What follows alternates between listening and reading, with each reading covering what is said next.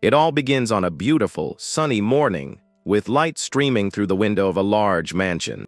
On that special day, a bountiful table filled with delicious treats was prepared for a grand celebration. Several servants congratulate young Isaac for being recommended to the prestigious Royal Academy at 10 years old. The boy's caring nanny approaches, bringing a plate full of all his favorite foods. The little lord smiles sweetly, seeing all the effort they made to make him happy. Very politely, young Isaac von Gogh thanks his nanny immensely for her kindness.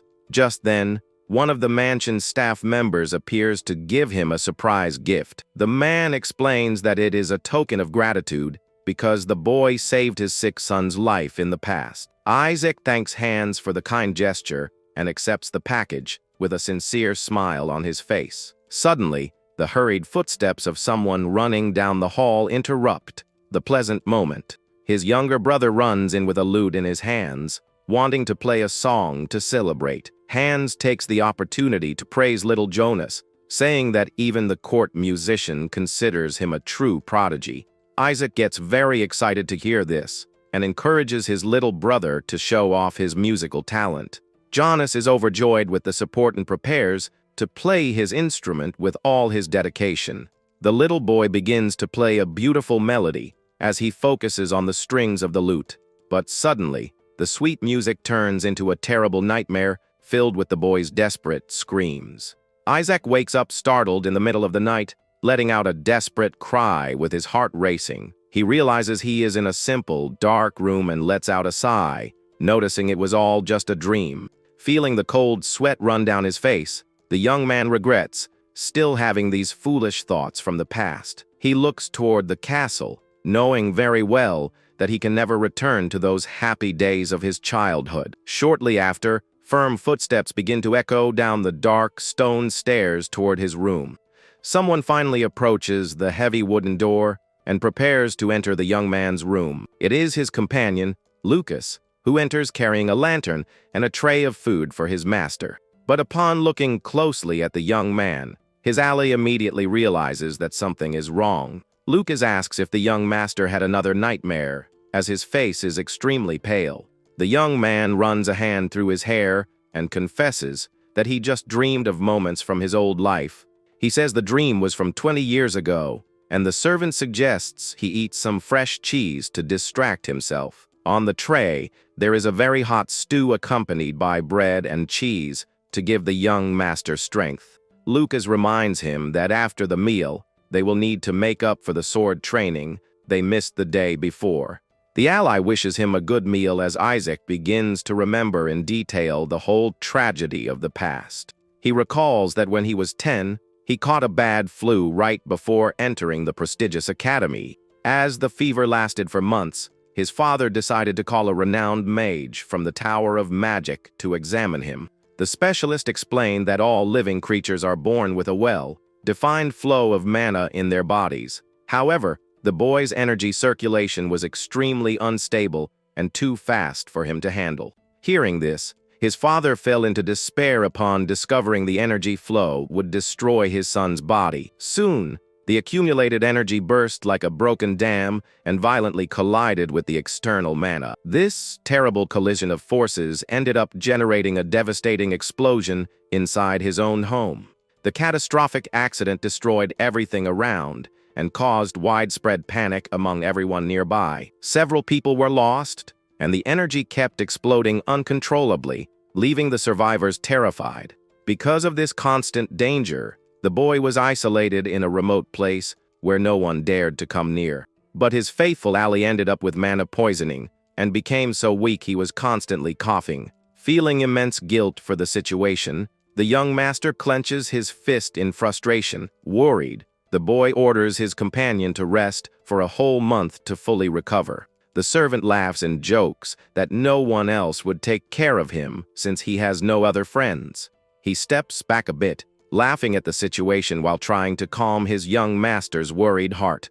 The ally jokes that he has survived dozens of explosions without losing a single hair. The man guarantees that his master will never find someone as good as him, but the young man warns about the danger of losing everything. Isaac tells the servant to leave right away so he can concentrate and meditate without any interruptions. With an affectionate smile on his face, the man says goodbye, saying that serving him has always been a great pleasure. The door finally closes, leaving the young master alone in the darkness of his own thoughts.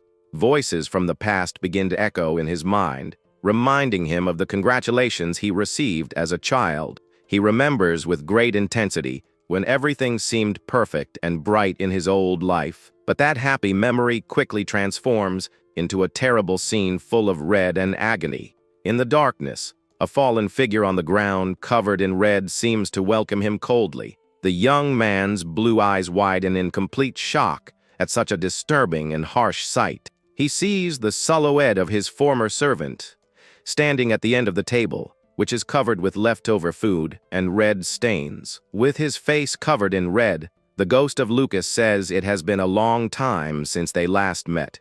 Isaac awakens in a panic, his chest heaving, and realizes he was trapped in another dreadful nightmare. His pupils remain dilated with fear as he tries to calm himself in the solitude of his room. He remembers with great sadness that Lucas did indeed pass away 1 year after leaving, very sick and weak. After learning of his friend's passing from his father, another huge explosion occurred, and he locked his door. Since that fateful day, the young man decided to completely isolate himself from the world, refusing all contact. Under the covers, he deeply regrets and thinks he should have kept his distance from everyone. The young man believes he should never have gotten attached to anyone and should have treated everyone coldly. He knows that if he had acted distant, his family and servants would still be very happy. Several years passed in that lonely way, with food being left outside his door. Even living miserably, he is still alive and decides he needs to find a way out soon. Eating a piece of dry bread, he tries to stay focused and look forward despite all the suffering. The years of isolation took a heavy toll, turning the young man into a man with an elderly appearance. For 30 years living locked away, he studied all the magic he could to try to cure his condition. With no more books to read, all that was left was to trust his intuition and meditate deeply to master the mana. He tries to find strength in the absolute silence, to begin a new journey of self-discovery and power. In his mind, he visualizes the immense castle and realizes that he now lives in a world where only he and the mana exist. Years later, he finally manages to find a valuable clue to overcome his terrible condition. While holding a piece of spoiled food, he wonders if his family is going through any serious trouble. He remains focused on his research, using magic crystals and tools to carve runes on the table. The man now has a tired look, full of deep wrinkles around his striking blue eyes. Looking at the marks on the stone wall, he is surprised to realize he has already turned 71 years old. Suddenly, the sounds of slow, heavy footsteps begin to echo from outside in the dungeon corridor. An unknown silhouette approaches the entrance with a serious and mysterious look under the shadows. The mysterious visitor calls out to him hesitantly, revealing himself to be his younger brother on the other side. He says his name is Jonas and asks if his brother is asleep, leaving the old mage completely frozen. Isaac walks slowly to the entrance, wondering what could have brought his brother there after so many years. Jonas asks if he can come into the room, but Isaac's tired expression shows great suspicion. With a clenched fist and fearing another explosion, the old man coldly orders the visitor to speak from outside. Jonas accepts the condition and sits down, leaning against the door, saying he has a long story to tell him. The brother reveals in a melancholic tone that this day marks the anniversary of their father's passing. Shocked by the news, the old mage immediately asks how their father left this world. The visitor replies that the story is very long and asks if he really wants to hear the details. With a half-ironic smile, Jonas proposes to start the story with what happened over 30 years ago. He explains it all started with a violent war of succession to the throne between the first and second prince. Isaac listens with great attention to every word spoken by his brother, who remained locked outside the room. The revelations bring back old and deep memories, making the old man focus completely on the conversation. He remembers with nostalgia when The two were happy children and used to play together in the garden. Jonas compliments his brother's ability to listen to stories, saying that he even lost track of time there. The man outside laughs and jokes that he should have traveled the world as a wandering poet, but he soon adds that it would be difficult, since he can now only use one of his hands for everything. Jonas apologizes in a melancholic tone, letting a heavy and uncomfortable silence hang in the air. Sensing the tense atmosphere, the old mage clasps his own wrinkled hands, expecting the worst of the revelations. In a grim tone, Jonas confesses that he and their parents have always held a deep resentment toward him all these years. He listens with great emotion to the words his brother begins to speak from the other side of the heavy door. Jonas says that everyone missed him very much during all these long years of separation and isolation. He states with a tone of deep sincerity that everyone there always truly loved him from the bottom of their hearts. Coughing heavily, the young man confesses with regret that he just wanted the chance to see his brother's face one more time. Isaac is very confused upon hearing this and tries to understand what was really happening on the other side. Jonas explains with a weak voice that monsters attacked the kingdom and asks his brother to live the rest of his life in peace. The visitor expresses great regret, saying he really wishes he could have gotten there a little sooner. At that moment, a trail of red starts to seep under the door, and a dull thud is heard by the old man. Desperate, the old mage quickly opens the door and is completely horrified by what he sees right in front of him. He finds his dear brother fallen on the cold ground with a sword stuck right in his injured chest. The old man is speechless as he realizes the terrible sacrifice Jonas made just to say goodbye to him. He realizes it was a true miracle that the young man managed to stay alive and speak for so long. The old man decides to lift his dear brother's still form, saying that he can't just lie there. With great effort, the old man begins to walk, carrying in his arms the weight of his greatest and most painful loss. He slowly climbs the dark stone steps, firmly holding his little brother's lifeless form. Tears of pure suffering begin to stream down the old mage's face as he keeps asking himself why this happened. He laments, noticing how thin and light Jonas's body was, questioning how long he had been going hungry. He finally reaches the dungeon exit and is met with the bright daylight that floods his eyes. The old man breathes with extreme difficulty, feeling the freezing air of the harsh winter hit his face. He takes slow, tired steps through the soft snow, while continuing to carry his young brother's still form. Looking around, he sees the castle courtyard completely destroyed and turned into gray ruins. The courtyard was covered in debris and the forms of slain monsters, showing the severity of the battle that took place there. Holding Jonas in his arms, he looks up at the gray sky and sadly comments that it has started to snow on them. As the frozen winter ground prevents a burial, he decides to wait for spring to arrive to lay his brother to rest. The old man looks at a dry tree and decides that as soon as he buries Jonas in the family tomb, he can also rest. Time passes slowly, and the dry branches of that same tree begin to withstand the harsh winter cold. With the arrival of spring, a beautiful white butterfly lands on the branch where a small green leaf is beginning to sprout.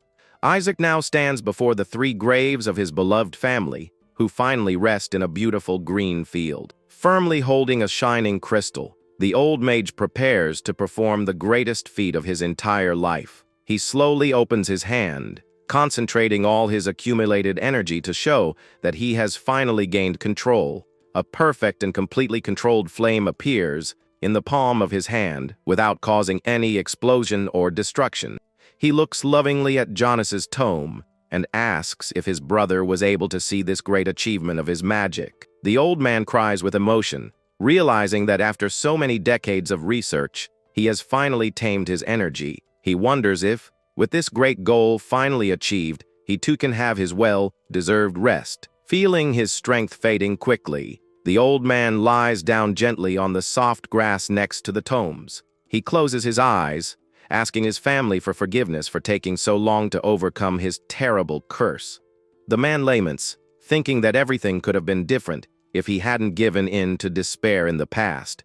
He looks one last time at the castle ruins, wondering if everyone's fate would have changed with his help. With a serene and peaceful smile on his face, the old mage takes his final breath under the bright blue sky. His life comes to a calm and silent end in that beautiful flowery field where his family now rests. Suddenly, he hears a familiar voice asking if he had a nightmare and wonders if it's the late hands calling him. A curtain is pulled back, revealing a strong sunlight that floods the room and awakens the young man from his deep sleep. The young man's bright blue eyes widen as he realizes that he is indeed awake and feeling the light on his face. He sits up quickly in bed, breathing heavily, unable to believe what was happening. The servant Hans approaches with concern, saying that the young master is covered in a cold sweat and looks very pale. Hans walks around the luxurious room, asking if the master didn't sleep while cleaning the bright space. Isaac wonders if this is just a dream before the end, or if he has really gone back in time before the whole tragedy happened. Without a second thought, the boy jumps out of bed and runs desperately towards the large window of his room. He opens the glass and looks out in shock, seeing the guards shouting for little Jonas to be careful in the garden. Jonas smiles happily, saying he is perfectly fine, while Isaac watches him, crying with immense relief. Jonas appears, smiling radiantly from between the green, lively leaves of the tree. The little boy waves happily to his brother from a high branch, while holding his favorite toy. Isaac watches everything from behind the window pane, with an expression of immense surprise and disbelief. Jonas continues to celebrate, raising his hands, very happy to see his brother back. A sincere tear runs down Isaac's face as he touches the glass with a beautiful smile of relief. The young man murmurs to himself, slowly realizing that this unbelievable situation is not just a dream. He realizes he has indeed managed to return to the past, just as a mysterious voice echoes in his mind. The mysterious voice tells him to awaken his true strength and face the lonely destiny that awaits him. He is encouraged to free himself from all old perspectives and the chains that bound him to the past. The young man focuses his determined gaze, knowing that now is the ideal moment to assume his true identity. His blue eyes shine intensely with the silent promise to do everything differently this time. Meanwhile, the maids clean up the mess in the room, whispering in fear of another one of his dangerous explosions.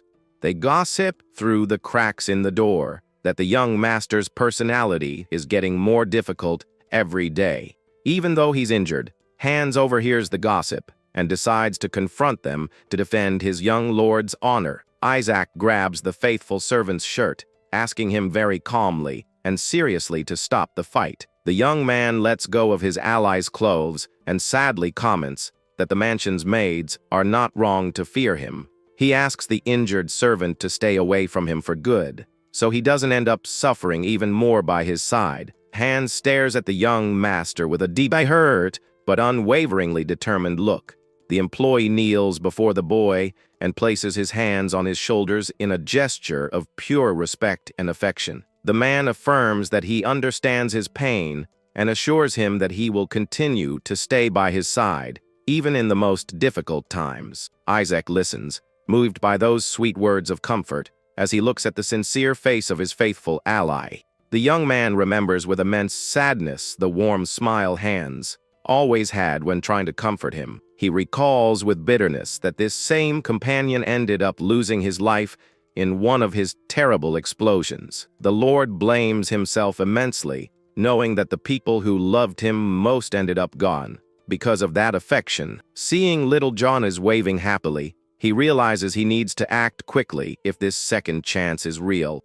Isaac knows exactly what he needs to do to protect the ally standing right beside him in the room. Hans responds promptly, placing himself at the young master's complete disposal to carry out any order.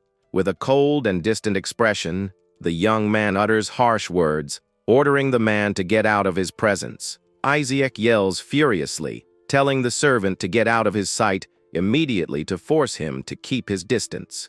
The ally is completely shocked and speechless at the Lord's sudden and inexplicable aggression. Saddened, the man accepts the order in silence, leaving the boy alone with his conflicting feelings. The young man clenches his fist tightly, knowing that keeping people away is the only way to ensure their safety. Slow footsteps echo across the carpet of the luxurious room as the loyal employee begins to leave. Before leaving, the man turns and kindly asks his master not to try to carry this heavy burden all alone. He says that sometimes it's good to trust people, and Isaac becomes thoughtful as he watches the daylight through the window. The boy wonders if those kind words really existed, or if they were just wishes from his lonely mind. To test his senses and push away illusions, the young man delivers a hard, stinging slap to his own cheek. Feeling the intense sting on his skin, he confirms with much pain and surprise that all of this is actually real. The boy questions whether that lonely end in the field was real and what the true meaning of his return is. He looks out the window again, watching his brother with great affection as he plays safely in the garden. The young man concludes that it doesn't matter if it's a dream or reality, because he will do everything in his power to save everyone. The young lord firmly decides that he will not allow any new mana explosions to happen in the mansion. He recalls that his great-great-grandfather, Zeke von Goethe, had the same condition and became one of the world's greatest mages. The young man discovered the existence of this powerful ancestor through old diaries his father had kept. By studying these notes for decades, he finally discovered an effective way to overcome his weakness. The great solution consists of creating a powerful containment rune using a special magic crystal. By carving the correct pattern of runes into the magic stone, it contains and stabilizes the unstable flow of mana. With young and steady hands, the process of carving the rune becomes incredibly easier than it was in his old age. The rune's function is to support the vessel to withstand the pressure generated by the constant flow of energy.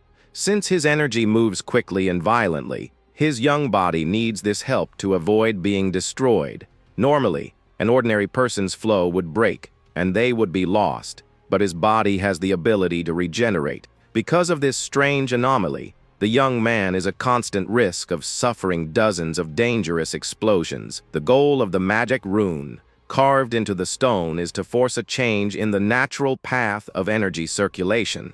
The process requires a continuous impact to be applied with extreme precision directly to the damaged area. With this, a new energy channel opens, causing the violent flow of mana to spread in a controlled manner. However, the young man knows very well that the success rate of this magical, surgical procedure is extremely low. He remembers that the small flame in his hand at the end of his past life was proof that his method worked. With his heart pounding, he wonders if he can achieve the same success now that he has returned to his childhood. The young man extends his hand and summons his magic, concentrating all his energy to generate a small, controlled flame. Suddenly, a gigantic pillar of fire erupts from his hand, completely startling the young lord with its immense power. The boy's eyes widen in shock as he realizes the intensity of his power is far beyond what he expected. Isaac struggles to maintain control, not understanding how his child's body can release so much destructive power. All the energy flows absurdly fast through his magic channels, creating strong pressure around him. Sweating nervously, the young lord tries to stabilize the violent mana before it causes a catastrophe in the mansion. He holds the runestone tightly, feeling the enormous amount of heat that begins to radiate directly from his hands. The fire burns intensely around the shining crystal as the young man tries to direct all this power. The young man realizes he has indeed succeeded in his plan as the energy finally begins to dissipate. He is amazed to find that the number of active mana circulation channels in his body has increased to 3. With 3 different channels, he is now able to cast 3 distinct spells perfectly simultaneously. However, he quickly clenches his fist and reminds himself that increasing his attack power was never his real goal. The boy knows that his true goal is to prevent uncontrolled mana explosions from happening again in the castle.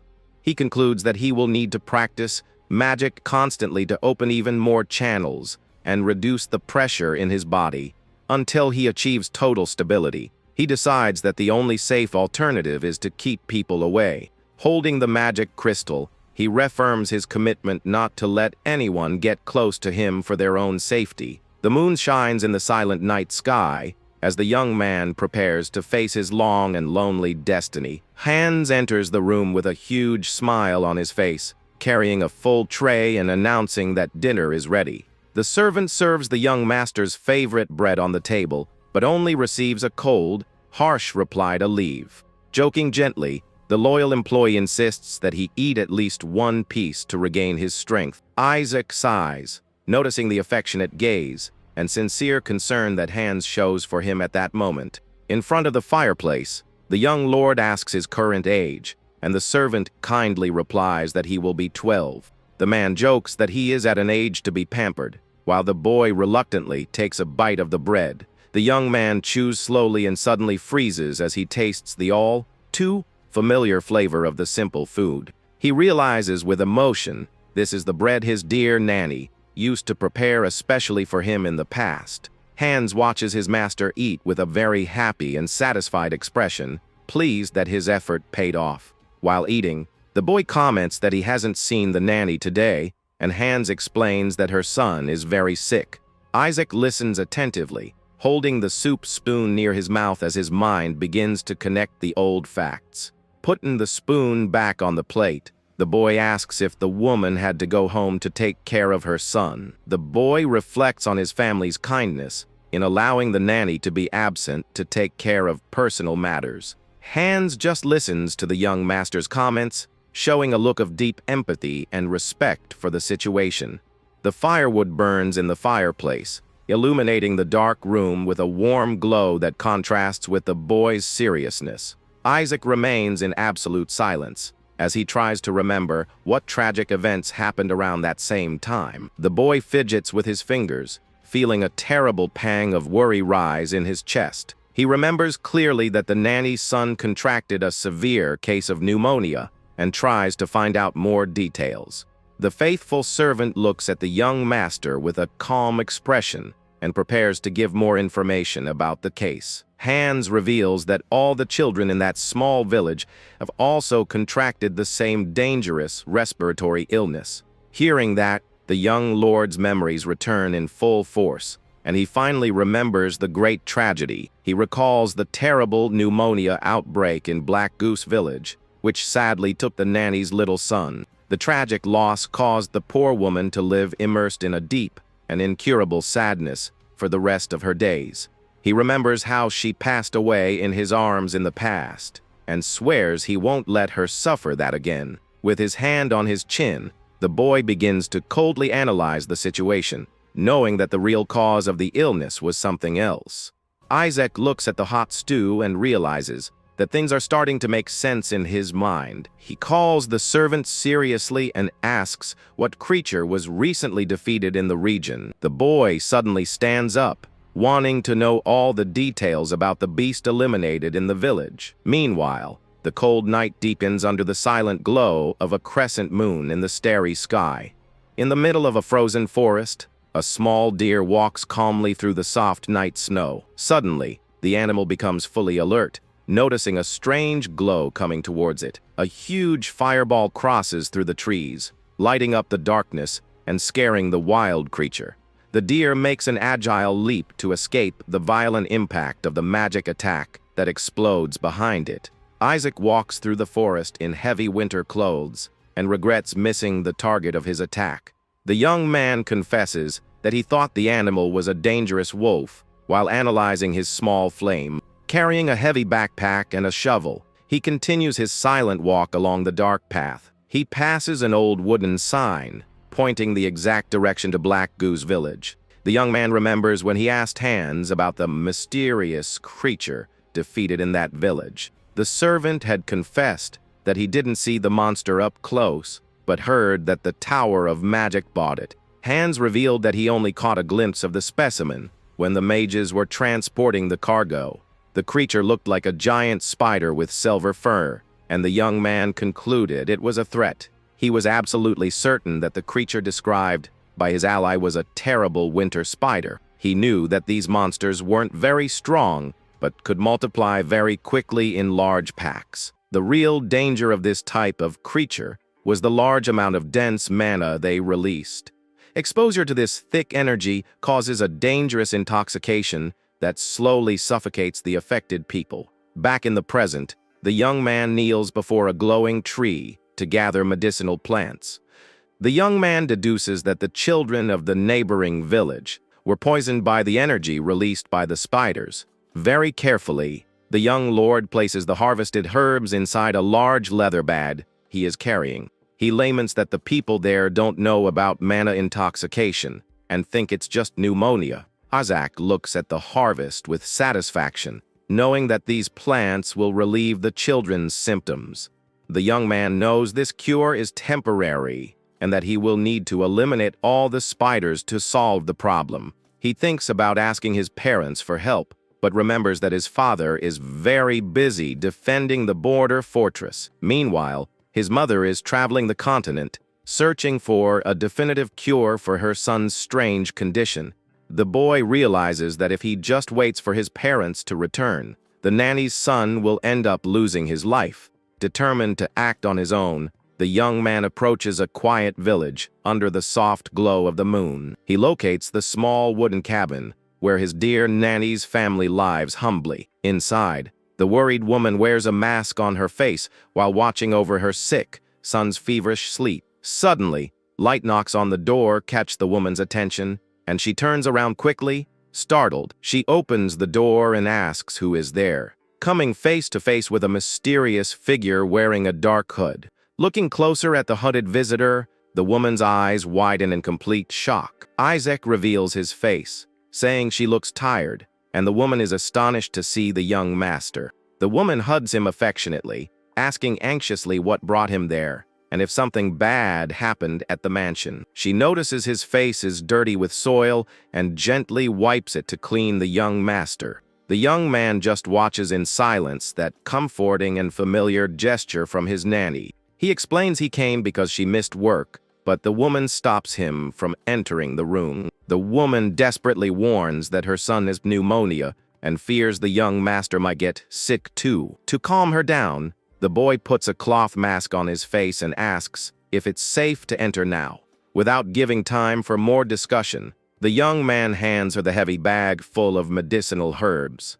He instructs the woman to crush the plants and boil them twice to prepare a very effective remedy. Then, the boy walks slowly to the wooden bed where the small, sick child is resting. The young man carefully observes the little boy lying down, who is breathing with great difficulty under the covers. Noticing small bluish spots on the child's skin, he confirms that it is indeed a case of mana poisoning. He approaches kindly and calls the little boy's name, asking if he can hear his voice. The little patient opens his eyes very slowly, appearing extremely weak and tired due to the fever. The boy recognizes the young lord and pleads with a trembling voice for him not to send his dear mother away. The boy cries and says his mother only stayed behind to take care of him because he was very sick. Isaac looks kindly at the child and assures him that he won't send the woman anywhere else. He places his hand on the boy's forehead, saying she's the only one who brings him hidden pieces of bread. The next day, the sun begins to rise slowly, coloring the sky with soft shades of pink and blue. A guide accompanies the young lord to the dark entrance of a large abandoned mine in the mountain. Asks if he's sure the place is a limestone cave, and the man readily confirms it. The young man hands him a gold coin to thank him for his service, and says he will continue alone from there. The guide says goodbye, warning that people tend to disappear around there, and Isaac thanks him for the sincere warning. He reflects that winter spiders prefer limestone caves, and that this is their likely habitat. Before taking the first step into the darkness, the young man begins to concentrate his light magic. The young man prepares for the worst, knowing he needs to take every precaution before exploring the place. He remembers that his new mana channel allows him to cast 3 spells with much greater power, but he recognizes there is a dangerous limit, and that excessive use of mana could destroy his own body. Not knowing the exact number of spiders inside, the young man decides he can't waste energy needlessly. Because of this, the young man stops in front of a small plant on the ground, realizing he will need it.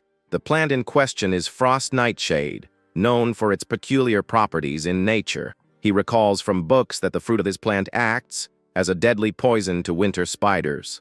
He finds it very ironic that the terrible creatures live in the same habitat as their worst poison. Under the clear day sky, the young man focuses all his effort on gathering as many fruits as possible. With a sigh of relief, he looks at the bag full of leaves and berries he managed to collect in the forest. He looks at his irritated fingers and realizes he should have worn gloves, as the sap is too strong. With his preparations ready and runestones in hand, the young lord prepares to enter the cave. He walks cautiously through the darkness of the mine, feeling the air grow colder and more humid. The sound of his firm footsteps echoes off the stone walls of the completely isolated underground tunnel. The young man stops at the edge of a steep drop, trying to see what lies at the bottom of the crevice. He thinks to himself that having an accident and falling there would be a completely pathetic and useless end. The boy realizes the nest is at the bottom of the crevice, but needs to find a safe way down. Looking to the side, the young lord finds an old rope ladder firmly attached to the cold rock. The wooden and rope structure looks old, but still strong enough to support the boy's weight. He holds the rope firmly, concentrating his strength to begin the dangerous descent into the darkness. Step by step, the boy descends the makeshift ladder while carrying his heavy supplies. The young man's foot finally touches the firm cave floor, indicating he has reached his destination. The young man lets out a long sigh, tired from the physical effort required of his small 12-year-old body. But as he looks ahead, Isaac's pupils contract at a disturbing sight. Before him is a clearing full of scattered bones, confirming that he has found the right nest. He notices the mummified remains of wild animals that have been completely drained of their vital fluids. The young lord kneels and picks up a piece of bone, realizing with horror that it's a human collarbone. He wonders with regret if those bones belong to one of the missing people the guide mentioned. Suddenly, the rapid sounds of multiple footsteps begin to echo from the stone walls, startling the boy. The strange noise intensifies, coming from all directions and putting him on full combat alert. Isaac focuses his determined gaze and quickly begins to concentrate his magical energy in his hands. Two intense flames appear in his hands, illuminating the dark clearing with a warm reddish glow. A giant spider leaps from the darkness toward him but retreats, startled by the light of the fire. He spreads flames around him, knowing these monsters hate heat and will keep their distance for a while. The boy knows he needs to act fast before dozens of other monsters appear and corner him. The young man firmly adjusts his cloth mask to avoid breathing the toxic mana smoke that is spreading. He places the bag with the nightshades on the ground, preparing the poisonous fruits to use against the spiders. Kneeling in the center of the clearing, the young lord concentrates fully to begin executing his plan. With a cold, focused look, he prepares for the confrontation, knowing that any mistake could be fatal here. The young man points his finger toward the fruits and begins to channel his mana to activate his combat plan. He uses his fire magic to burn the poisonous plants, causing them to release a dense smoke. A greenish mist begins to spread rapidly throughout the area, filling the cave's air. As they breathe in the toxic smoke, the spiders start to cough and lose control of their movements. Isaac observes the wakened monsters and concludes that now is the perfect time to counterattack. The young man stares at the creatures with determination and announces to himself the beginning of his great hunt. He recalls spending entire days isolated in his study, poring over magic books. The young man remembers the furious shouts of people questioning why he allowed things to get so much worse. From his high window, he silently observed the suffering and outrage of everyone outside. Several advisors and guards argued aggressively, demanding answers about the region's safety. An enraged villager shouted, wanting to know the reasons why the Lord had failed to protect his own people. He asked why Black Goose Village was abandoned while soldiers tried to calm the crowd. Feeling exhausted with all the shouting, the young man just turned his back, finding it all too noisy. At that time, he simply considered boarding up all the windows with wooden planks to get some peace. He thought better of it and considered the possibility of moving his entire research setup underground. The underground would bring less noise and fewer people, making it easier to focus entirely on studying his condition. He planned to line the walls with a durable mineral capable of withstanding his frequent mana explosions. The young man turned with a smile to ask for his faithful servant's opinion on this brilliant new idea. He called his friend's name but suddenly realized he was completely alone in the large hall. The silence that fell in the room made him remember with immense sadness that his friend had already passed on. With a lump in his throat, he murmured to himself, remembering that his loyal companion was no longer there. He then returned to writing alone at his desk, surrounded only by endless piles of books. The sound of the pen scratching on paper echoed through the empty study like a reminder of his profound loneliness. The young man's eyes had lost their sparkle and were completely lifeless from so many years of isolation. He continued to tirelessly record his discoveries, with no one to share his progress with. Time passed slowly as he recorded everything in silence, focused only on mastering his dangerous energy. The firm writing on the paper was his only refuge and distraction during all those long decades. He lived miserably until the end of his days, lamenting every one of his painful losses from the past. Back in the present, the poisonous smoke continues to rise and invade every corner of the dark cave. The young master meditates calmly on the cave floor, waiting for the moment the poison takes full effect. Behind his mask, he regrets that the sad memories of the past still insist on surfacing in his mind. He observes that the spiders are falling weakly, proving that the plant's poison worked perfectly. Since it was impossible to feed them directly, burning the herbs to release the smoke was the best tactic. Knowing he wasn't immune either, the young man tied a very wet cloth around his face to protect himself from the toxic air. Then, he concentrated his inner energy to purify the few toxins that entered his body. At the same time, the boy summoned spheres of concentrated fire to create a defensive barrier around himself. He used purification and fire magic simultaneously, demonstrating an incredible control over his energy. This special multi-circuit technique bought him the necessary time for all the monsters to weaken. With a cold, focused look, the young lord points his index finger toward the monsters and bids them farewell. A devastating fire explosion consumes the entire clearing, eliminating the weakened creatures at once. The boy walks imposingly through the flames that still burn what's left of the spider's nest. But suddenly, he hears a different sound and looks back, realizing something else is happening there. The few surviving spiders begin to run desperately towards a single specific point. The young master gives a slight smile, immediately realizing there must be a water source in that direction. Without wasting time, he starts following the creature's steps, walking carefully over the heated ground. The intense heat of the fire still consumes the area as the young man advances determinedly through the stone tunnel. Feeling very hot, he decides to take off his heavy winter coat to avoid being choked by the smoke. He throws the garment on the cave floor, knowing he needs to complete this mission as quickly as possible. He enters a new section of the cave, where stalactites drip in an extremely cold and humid climate. Carrying only a small flame for light, the young man walks along the edge of a stream of clear water. Isaac begins to shiver from the cold and bitterly regrets leaving his heavy coat behind in the clearing. Isaac realizes the temperature in the area has dropped so much that the surrounding puddles have started to freeze completely. Suddenly, the young lord stops walking when he notices something very strange right in front of him in the darkness. He looks up and is shocked to see a gigantic number of glowing blue eggs stuck to the ceiling. The boy starts to get really worried as he realizes the size of the monster colony that is about to hatch. Just then, a huge ice spike falls from the ceiling by surprise and nearly hits the young man, who is startled by the sudden attack.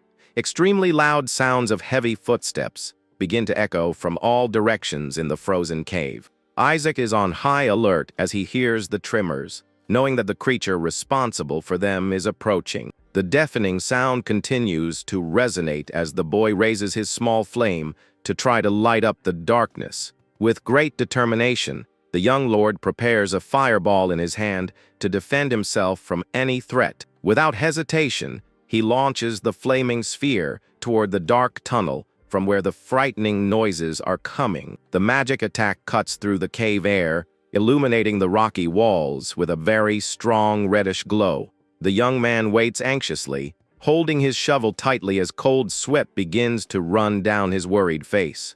He focuses his attention on the silence that has fallen for a brief moment, trying to predict the enemy's next move. A monstrous spider with glowing red eyes emerges from the ceiling, revealing itself as a gigantic and deadly threat. The young man's eyes widen in complete shock as he realizes the absurd size of the terrible creature from the shadows. The monster roars furiously and charges forward, causing the boy to jump back to escape its claws. He falls heavily onto the frozen ground and lets out a groan of pain as he feels the hard impact of his fall on the rock. Gritting his teeth in frustration, the young man complains about still having to endure such a draining sensation. Isaac finally recognizes the colossal monster before him as the feared winter spider queen of the region. He remembers that this queen is immune to fire and spreads an aura of extreme cold that freezes everything around it. The enormous creature attacks, striking the ground with its sharp legs while the boy dodges with great agility, trying to retaliate in any way he can. The young man conjures and throws another fireball at the monster. The spell explodes directly against the opponent's carapace, generating a large curtain of smoke and sparks. Isaac realizes that his attack caused almost no damage, and that fire really doesn't work against this queen. Despite the enemy's great resistance, the young man notices that its speed is reduced due to its immense size. Suddenly, the young man starts to feel very dizzy and lets out a groan of pure physical and mental exhaustion. He realizes that his 12-year-old body is reaching its absolute limit after spending the entire night using magic. The spider queen continues to advance slowly toward him, making the ground tremble with every step it takes in the cave. Sighing with fatigue, the young man tries to catch his breath while looking for a new way to win the battle. In this moment of extreme difficulty, he remembers something very simple but comforting from his daily life. He remembers the delicious taste of the soft wheat bread that the faithful hands used to bring him with such care. The young man recalls that eating wheat bread in the cold north was only possible thanks to his dear nanny's immense effort.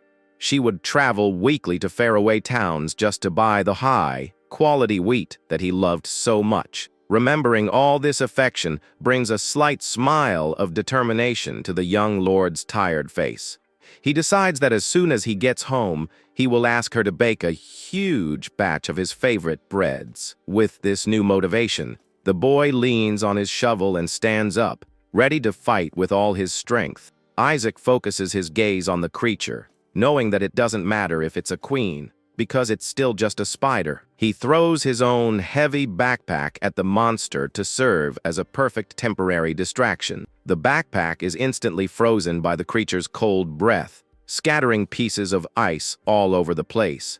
The distraction works very well, making the enemy focus its attack in the wrong direction for a few seconds. Taking advantage of the opening, the young man runs at high speed, wielding his shovel firmly for the final blow. He approaches the adversary with his eyes shining with determination, concentrating his energy into the metal blade. With a quick, strong move, the boy strikes the terrible creature's body, breaking part of its carapace. The hit is precise, causing the monster's green fluid to splash against the frozen cave walls. He climbs onto the enemy's carapace and strikes again, making the queen scream in pain from the force of his physical attack. But the creature thrashes violently, forcing the boy to jump away to avoid being crushed by the counterattack. Isaac slides across the smooth ice floor, trying to regain his balance as the monster prepares to charge.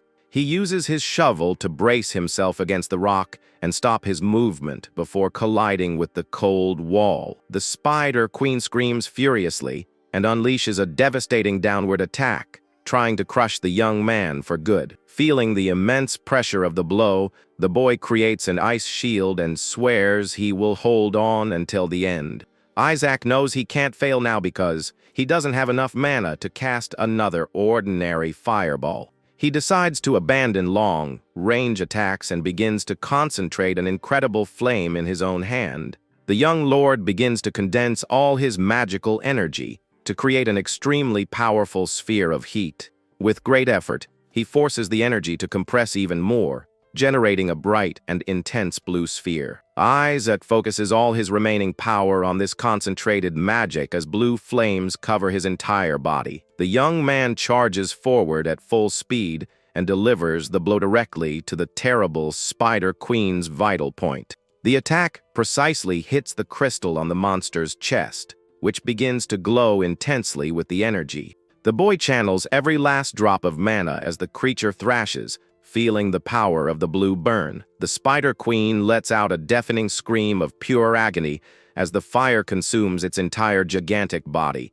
The immense monster finally collapses weakly on the cave floor, completely defeated by the blue flames. Isaac tries to pull his arm away from the creature's body but realizes his muscles are trembling with exhaustion. With a desperate gasp, the young man finally manages to free his hand from the violent residual energy. Relieved to get free, the young man falls backward, completely exhausted, and without the strength to stay on his feet. The young lord faints and collapses on the stone floor, while the monster's smoldering carcass remains fallen above. He lies unconscious on the cold cave floor, surrounded only by the blue glow of the last magical embers. From the remains of the defeated creature, a beautiful, shining blue mana crystal appears on the icy ground. The magic stone shines intensely in the darkness, revealing itself to be the valuable core of the Spider Queen. Isaac slowly begins to regain consciousness as he hears the worried whispers of people around him. He recognizes the voices of his dear nanny and hands anxiously discussing his sudden disappearance. The faithful servant worriedly asks if she really doesn't know how the young master ended up in that dangerous mine. The woman anxiously replies that she only heard a local hunter served as a guide for the boy to the entrance. Isaac recalls that after defeating the monster, he fainted and, with great difficulty, managed to walk back to the village. He remembers that upon reaching the village entrance, he ran into Hans, who was pacing back and forth anxiously. The boy was so exhausted that he ended up falling asleep in his loyal servant's arms the moment he found him. The young lord wakes up in a warm bed and hears Hans say that the nanny's son was cured thanks to his advice. The alley smiles happily, commenting that the young master may seem a bit irritable, but has a heart of gold. Isaac listens to the praise from under the covers and feels extremely embarrassed by his friend's sincere affection. The young man decides to sit up in bed, calling for Hans and leaving the two staff members immensely relieved to see him.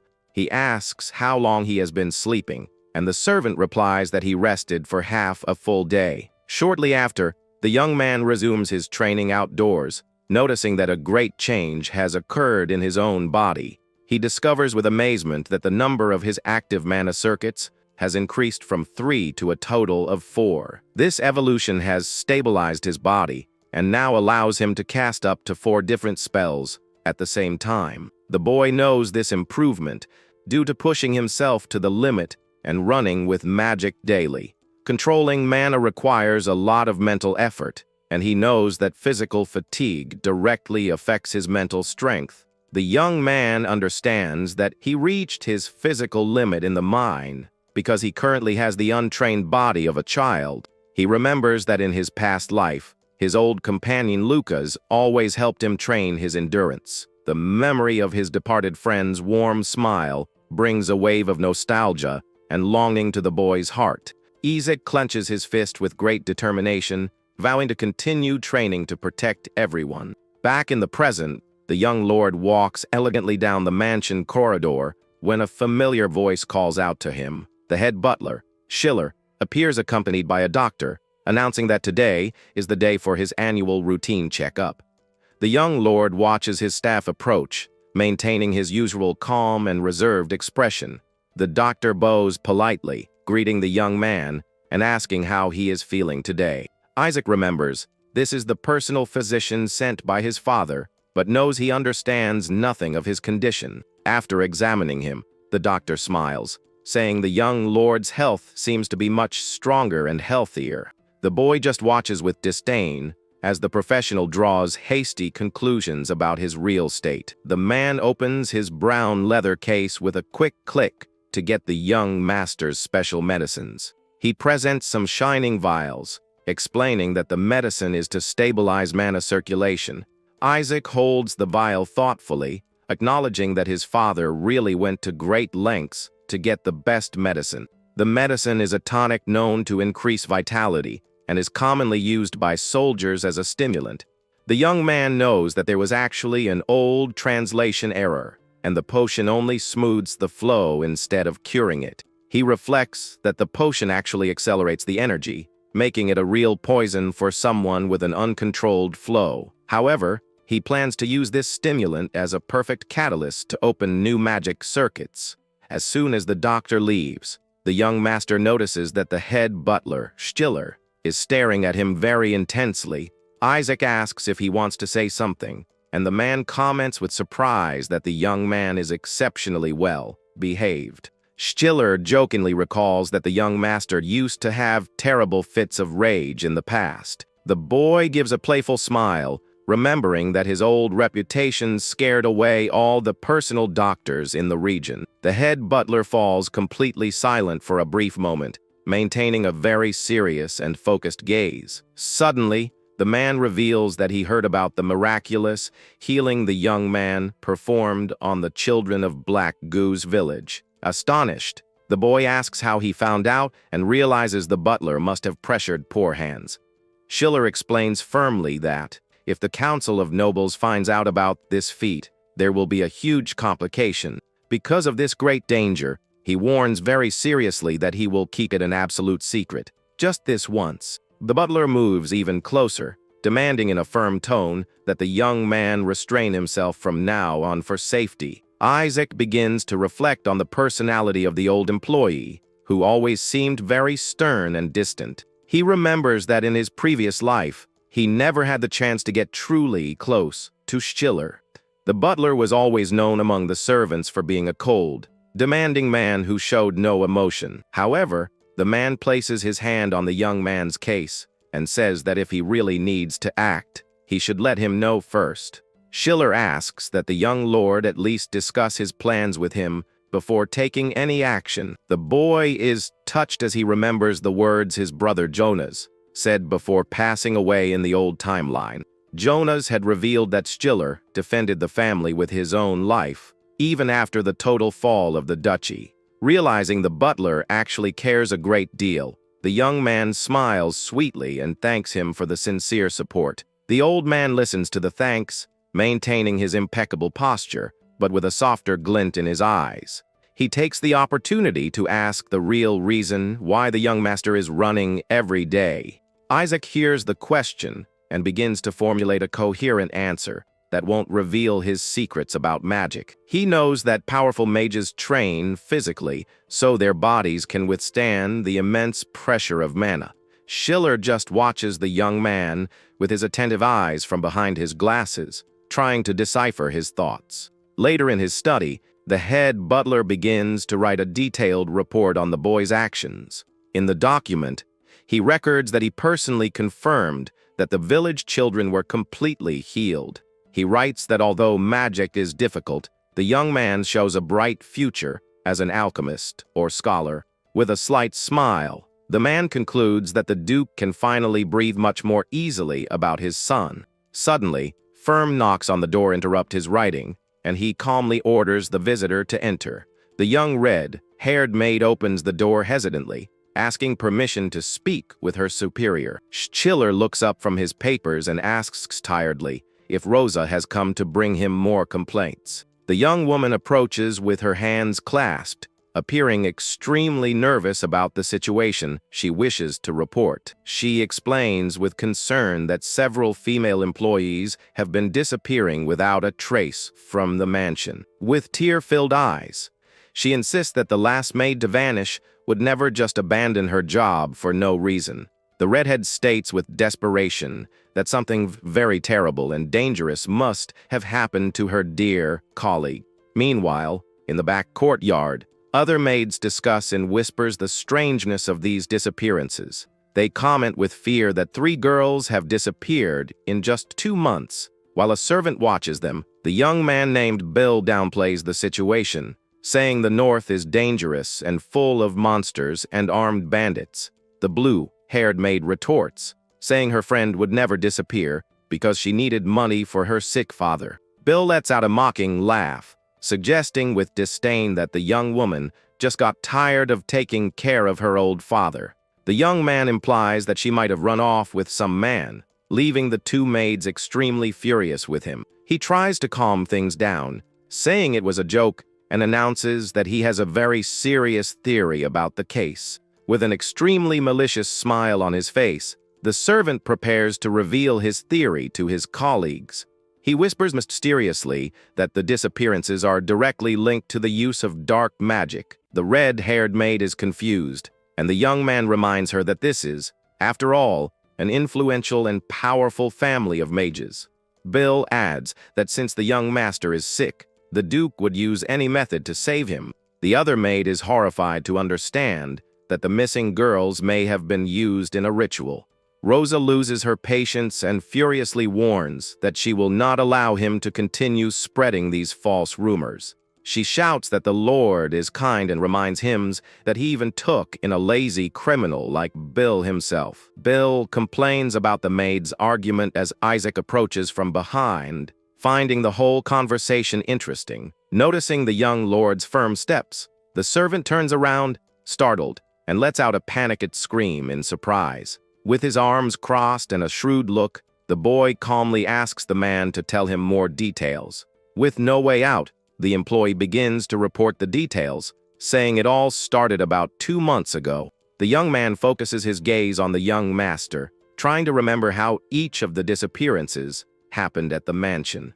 He reveals that the first person to mysteriously vanish without a trace was the young maid, Hildy. Then Clara disappeared, and last weekend, Inette went to church and simply never came back. Back in the study, Isaac listens to the report in silence while Bill waits nervously in front of his desk. The boy stares at him with his striking, bright eyes and asks if the servant has any suspicions about the reason. Intimidated by the young master's serious demeanor, Bill looks away and lies, saying he has no idea. Isaac asks him to be honest and assures him that he won't apply any punishment if he reveals the truth. The young man hesitates to speak, while the young lord begins to wonder if the disappearances are related to him. Bill clears his throat and confesses that people think so, because the reason is obvious to everyone in the house. The employee points out that Hans, who serves the master closely, is always covered in bruises and injuries. The servant adds that many believe no one who works near the young man will have a peaceful end. He realizes too late the gravity of his words and deeply regrets speaking nonsense to the Lord. With a dark look and a completely serious expression, the young master calls the servant's name firmly. Utterly terrified by the boy's reaction, Bill becomes desperate and starts begging for his life. He cries, saying he hasn't even married yet, and Isaac coldly asks if he really doesn't wish for his end there. The young lord gives a mysterious half-smile and says he will spare the servant if he does him a favor in return. Feeling immense relief, the servant clasps his hands in gratitude, begging to know what he must do. Later, alone in his dark room, the boy thoughtfully reflects on the names of the maids, Rosa and Inette. He remembers in detail the 2 young women who always tried to help him with great dedication in the past. Old faces and moments begin to surface intensely in the young lord's mind as he focuses his magic. With a quick snap of his fingers, the small blue flame floating in the air silently goes out. He remembers perfectly that Rosa and Inette were the only maids who insisted on helping him in his old life. The boy recalls that the 2 dedicated employees were the only ones who volunteered to take care of him. They decided to serve the young man of their own free will right after the tragic passing of his nanny.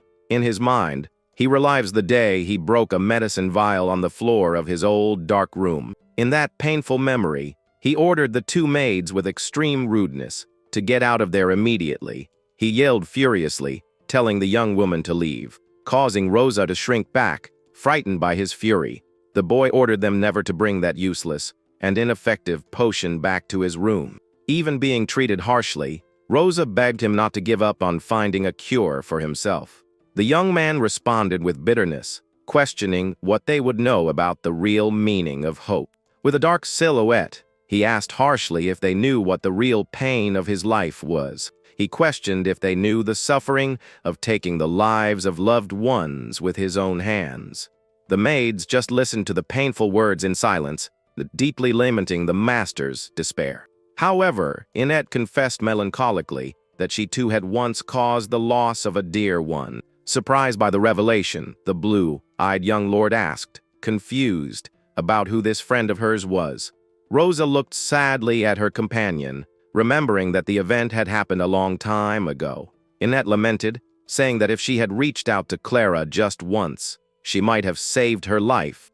She recalled the moment she didn't pay attention to her roommate's slow steps. The maid explained that although his case was special, anyone could end up doing terrible things. Isaac just listened very seriously, feeling that the revelation touched the bottom of his heart. The girl said with a distant look that this kind of painful situation tends to happen to everyone in life. The young man confesses that Annette's sad declaration strangely brought him an immense feeling of comfort. Back in the present, he silently regrets not asking more questions about Clara back then. Light knocks on the door awaken him from his memories, making him quickly extinguish his small magic flame. The visitor outside identifies himself, revealing it's the servant Bill, who has just returned from his mission. Isaac opens the door and asks about the maid's whereabouts, and the young man confirms it didn't take long to find out everything. Bill explains that he spoke with some beggars at the crossroads, and the descriptions matched perfectly. Isaac stares at the young man seriously and asks what conclusion he reached with his investigations. Bill reveals they are slave traders who promise a better life in the South, but end up selling people. Isaac questions why the young woman would need intermediaries, and Bill says the Lord doesn't understand the situation. He explains that to travel to the South, one needs to secure safe transportation for the long journey. Bill adds that women traveling alone couldn't hire mercenaries or obtain free citizen documents. The young lord nods in agreement, realizing that explanation actually makes a lot of sense. Bill thinks to himself that a child is still naive and has no idea how the real world works. But suddenly, the servant's expression changes, and he realizes something very strange is about to happen. Bill clears his throat, a bit tense, and prepares to reveal the real problem to the young master. The young man smiles sheepishly and confesses he had to spend all the travel money to make the beggars talk. Isaac glares at him with disdain upon learning he spent 20 silver coins, which is equivalent to half a year's salary. The servant gives a nervous laugh while Isaac just watches him in silence with a very suspicious look. The Lord says the money doesn't matter as long as he finds them quickly, and Bill celebrates such generosity. The servant asks if there's any other task, and the young man points to a paper, saying there is indeed another job. Isaac offers a good commission for the work and directly asks if the young man would accept the new mission. Bill accepts immediately, extremely excited, thinking he has perfectly hooked the young master with his smooth talk. He thinks that if he keeps flattering the boy, he'll get rich, but remembers the master is still a dangerous bomb. Determined to take risks for the money, the servant begins to guide the young master toward the swindler's whereabouts. Bill laughs excitedly, thinking that great profits in life always require taking great risks. But things go very wrong, and the servant ends up trapped in an iron cell, wearing only his undergarments. He looks frightened at a skull in a dark corner of the prison, feeling the cold wind on his bare legs. The man becomes completely desperate and screams, not understanding how everything ended up in such a humiliating way. He continues to complain while the young master watches him calmly in the background, holding his shining crystal. Isaac shows a slight smirk as he focuses on the energy of his blue stone with great tranquility. Place they are in is a huge, damp underground dungeon with water channels cutting through the stone cells. With great anger, the servant grabs the iron bars of the cell with all the strength in his hands. He curses his terrible luck, wondering again how he ended up in such a pitiful situation. He remembers that everything was going perfectly well when he helped the young master escape from the large mansion. Finding the maid's intermediary was also a simple task, as the man claimed to be an exiled nobleman. However, the mysterious man seemed to hide dangerous secrets and very dark intentions under his hood. The swindler ended up paying attention to the luxurious details of the clothes and the valuable brooch Isaac was wearing. The young lord remained with his usual serene expression, not noticing the man's greed for his belongings. An extremely wicked and greedy smile appeared on the criminal's face when he noticed the boy's wealth. Bill starts lamenting in his cell again, unable to understand why he was the one who ended up locked up like that. To make matters worse, he realizes that the treatment given to the young master was completely different. Isaac wasn't touched because he was luxury merchandise, while Bill was stripped down to his undergarments. The servant asks what they will do now, desperately demanding an escape plan from the blue-eyed young lord. Bill shouts for him to stop playing with the crystal and say something to solve the problem. Isaac notes that he has dropped the formalities, and Bill retorts angrily that they are about to perish. The lord states he's getting out of there to look for the missing maids, and Bill agrees, yelling at him. However, the young man reminds him that first, they need to find a way past the solid iron bars. Suddenly, a metallic sound echoes through the dungeon, catching the servant's attention, who is confused by the noise. The heavy iron bars crash down to the floor, revealing that the young master simply broke them. The Bill's eyes widen and his mouth drops open in complete shock at the ease shown by the boy. The servant stammers in fear and calls out to the young master. Unable to form a coherent sentence at that moment, Bill clasps his hands, begging not to be left behind, but the boy coldly pretends he doesn't even know him. Meanwhile, two guards are talking in the hallway and decide to investigate the suspicious noise coming from the cells. Isaac starts walking away, wishing him good luck with the escape, and leaving the desperate servant screaming for help. The young lord stops for a brief moment and glances to the side upon hearing something strange coming from the hallway. Desperate, the servant leans on the stone floor while trying to find a way to convince the young master. He begs on his knees for his own life, promising he will do anything the boy commands. Upon hearing that promise of total obedience, the young lord's firm steps finally halt. Isaac turns around slowly and observes the desperate servant with a cold and completely calculating gaze.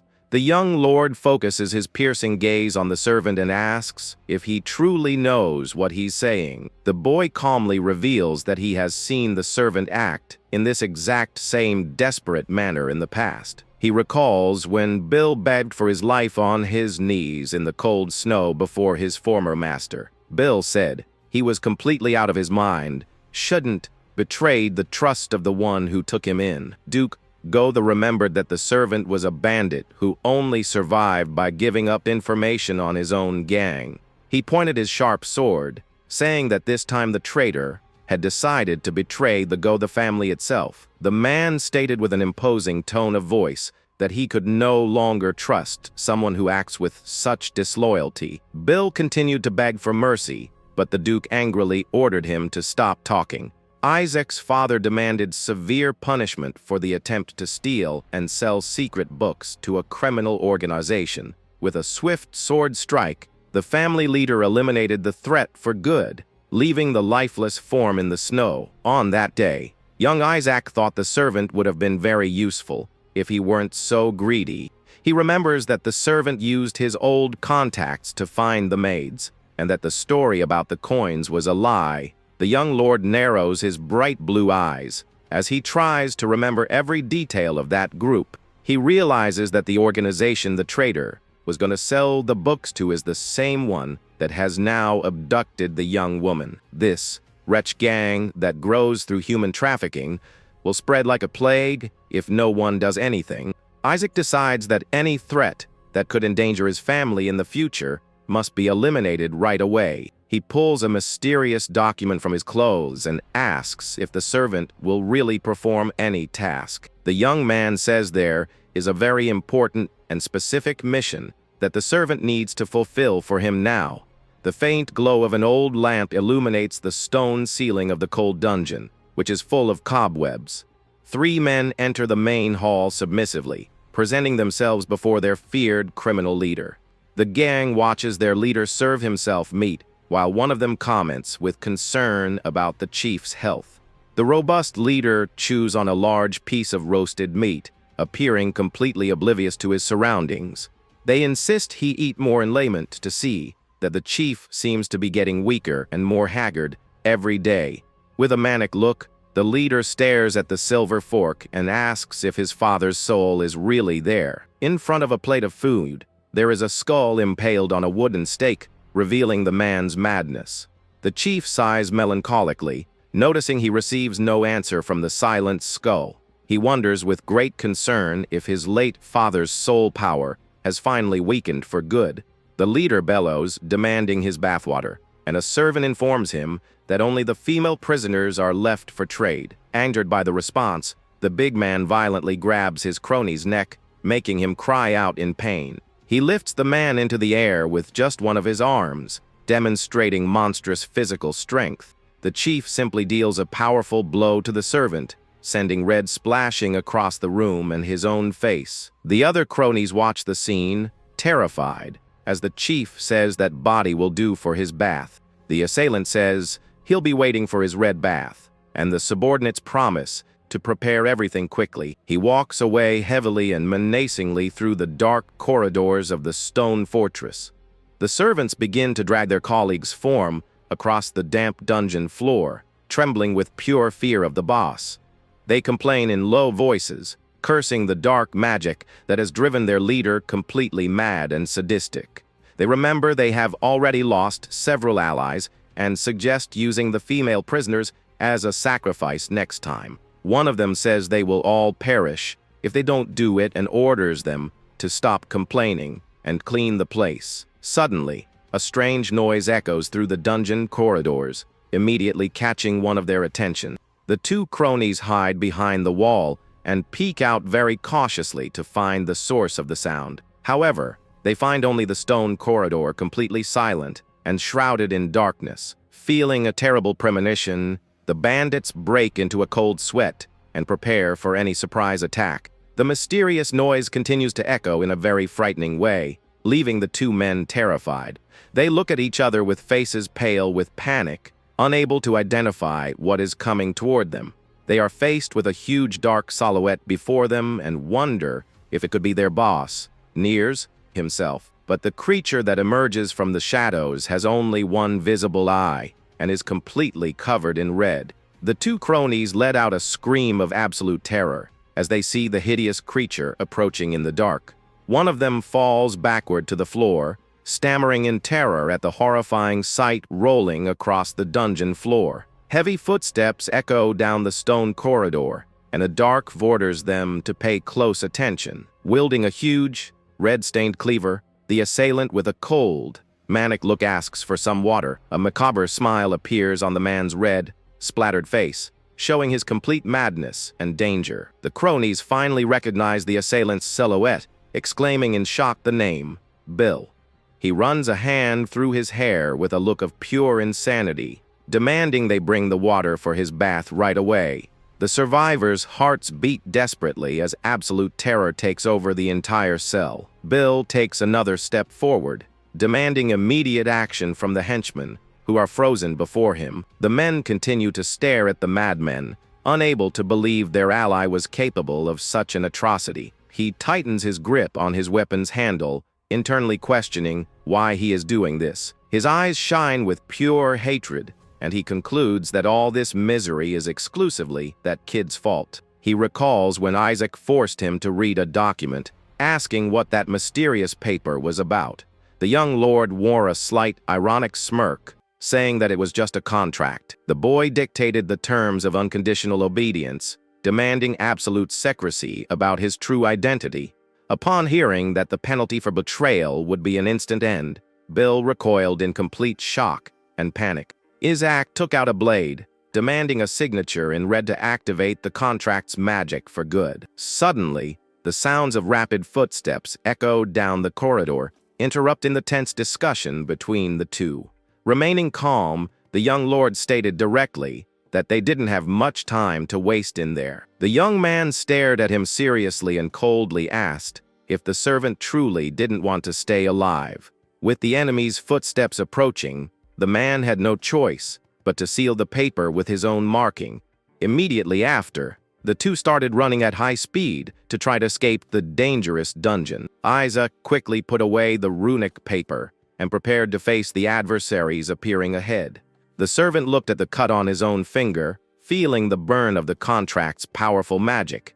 He recalled when he pressed his reddened thumbprint on the parchment, sealing the pact with the young lord for good. A huge whirlwind of magical energy enveloped them both, confirming the perfect activation of the runic pact.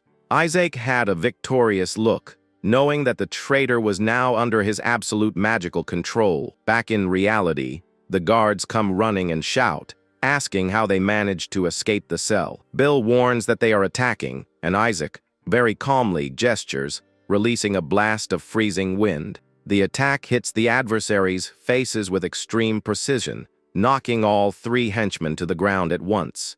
The impact throws the unconscious enemies to the floor as the cold smoke slowly dissipates around the cell. Bill asks in fear if they lost their lives, and the young man replies calmly that they just fainted. The servant stares at the young lord with a look of pure amazement, wondering how that was biologically possible. Isaac tosses his shining crystal into the air, demonstrating total control over his magical energy flow. The servant watches in wonder as the magical sphere glows intensely in the palm of his master's left hand. They continue to advance along the wooden walkways of the gigantic, dark, and damp underground dungeon. The sound of their firm steps echoes off the wet stone walls as the two explore the dark labyrinth. Bill praises his master, saying it's the first time he's witnessed the use of ice magic so up close. The boy comments that ice magic isn't very practical, and the servant is confused by that statement. Isaac looks at the bluish gem, patiently explaining that appearances are often deceiving in magic. The servant suddenly stops, walking upon spotting something very dangerous at the end of the large, dark tunnel. He warns in a whispered tone that there are bandits ahead, and the young lord just murmurs thoughtfully about the situation. Isaac asks what is needed to create ice, leaving the servant extremely confused. The boy tells his ally to try to guess the answer, and Bill hesitantly suggests it's liquid water.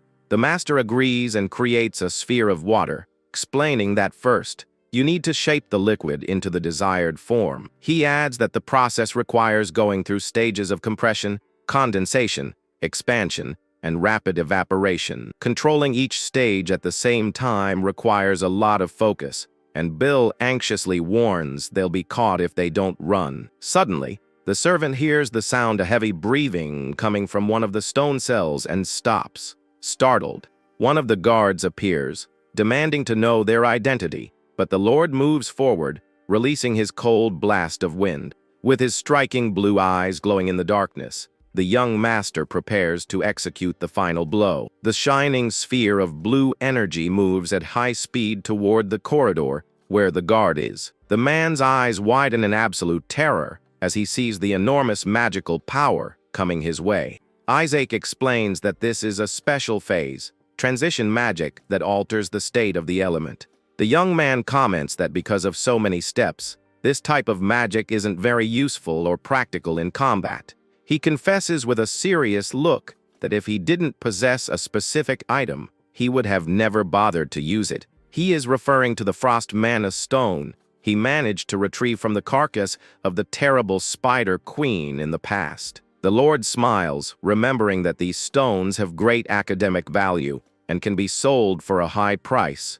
Bill questions the use of this magic, and Isaac explains that it's good precisely because it's unpopular and little known. The young man reveals that the damage from the ice feels like a common blow, and the melted water disappears, leaving no evidence. With an enigmatic smile, the young master concludes that this spell is perfect for carrying out stealth missions. Hearing that cold and calculated explanation, Bill feels a terrible shiver run down his entire spine. The servant asks if they are going to eliminate them for good, but Isaac says these lowlifes are easily replaced. Bill fears the guards will go back to committing crimes, but the young lord assures him that keeping them alive is part of the plan. With another quick move, the young man knocks out 2 other guards who appear by surprise, leaving Bill confused. With a completely cold and focused look, the young lord whispers that he only intends to take the life of a single person. Slow, very heavy footsteps begin to echo from the end of the corridor toward where they are standing. Bill freezes in terror upon hearing the tremors, knowing very well what terrible threat is now approaching them. The young master stares at the enormous silhouette in front of him, reaffirming his goal to eliminate only that man. The feared leader nears, glares at them with disdain, and asks who the intruders are who dared to enter his territory. Bill panics completely and shouts the big man's name, confirming it is the leader of those bandits. The servant warns in terror that the opponent is a madman who usually tears his victims apart with his bare hands. Isaac gives a slight, confident smile, commenting that this just saves him the trouble of having to look for him later. The young man conjures an immense, shining sphere of blue power, concentrating all his mana for the final confrontation. With a subtle wave, he creates a huge, pointed ice spike that appears directly above his head. The attack moves at extremely high speed toward the criminal leader, who remains standing imposingly. The sharp ice spike passes extremely close to the big man's face, who focuses his serious gaze on the spell. With an incredibly fast and strong strike, the man deflects the ice attack using only his own hands. Bill is shocked by the enemy's absurd defense, but the young lord just comments with surprise on his strength. The servant screams desperately that this is no time for admiration, and that they will be completely torn apart there. The imposing bandit leader glares at the pair with disdain and prepares to speak to the intruders in his dungeon. He smiles sadistically, commenting that he needed more bodies for his bath, and that they arrived at a good time. The assailant adds that a mage will serve as an excellent and valuable ingredient for his occult rituals. Bill panics completely and desperately begs for mercy, assuring him that he is not the one to blame for this. The leader's enormous dark silhouette casts a frightening shadow over the servant, who is cornered against the wall. He cries and screams desperately, stating that he is just an ordinary human and doesn't want to meet his end that way. The big man's hand slowly approaches the servant's face, who just closes his eyes, awaiting the worst end. Suddenly, a huge, sharp ice spike appears from behind and violently pierces through the feared leader's chest. Bill is shocked to realize it's the same piece of ice the opponent had previously deflected with his hands. Isaac keeps his hand extended, demonstrating that he perfectly controlled the spell's trajectory from behind him. The big man spits red from his mouth, feeling the terrible pain of the fatal wound he just received in his chest. The leader's body collapses lifelessly on the cold floor, and the young lord calmly walks past him, calling for his servant. Isaac stares at him seriously and announces that from this moment on, Bill will be the new leader of that organization. The young master stares at the servant with his bright blue eyes and asks if he knows exactly what he needs to do. The man swallows hard, feeling the immense psychological pressure exerted by the young lord's cold, focused gaze. Without a second thought, the servant starts running desperately down the corridor to carry out the order he received. The young man remains standing alone in the silent corridor as memories of the past begin to haunt him again. He recalls the melancholic phrase, saying that anyone can end up committing acts they never wished to do. In that old conversation, the dedicated in it stated that difficult moments and terrible decisions happen to everyone. She said that the regret for these past mistakes would leave deep and painful marks for a lifetime.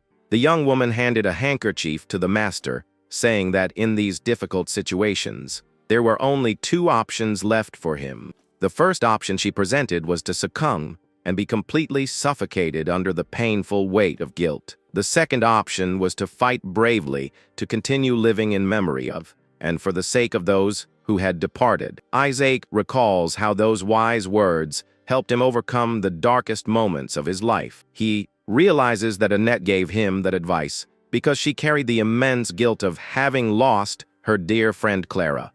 He remembers that the young woman was captured by the traffickers while desperately searching for her friends' whereabouts. But the young lord knows he won't need to hear the same advice again, as he will change destiny this time. In the carriage, the two rescued young maids remain huddled and very shaken by all they have suffered.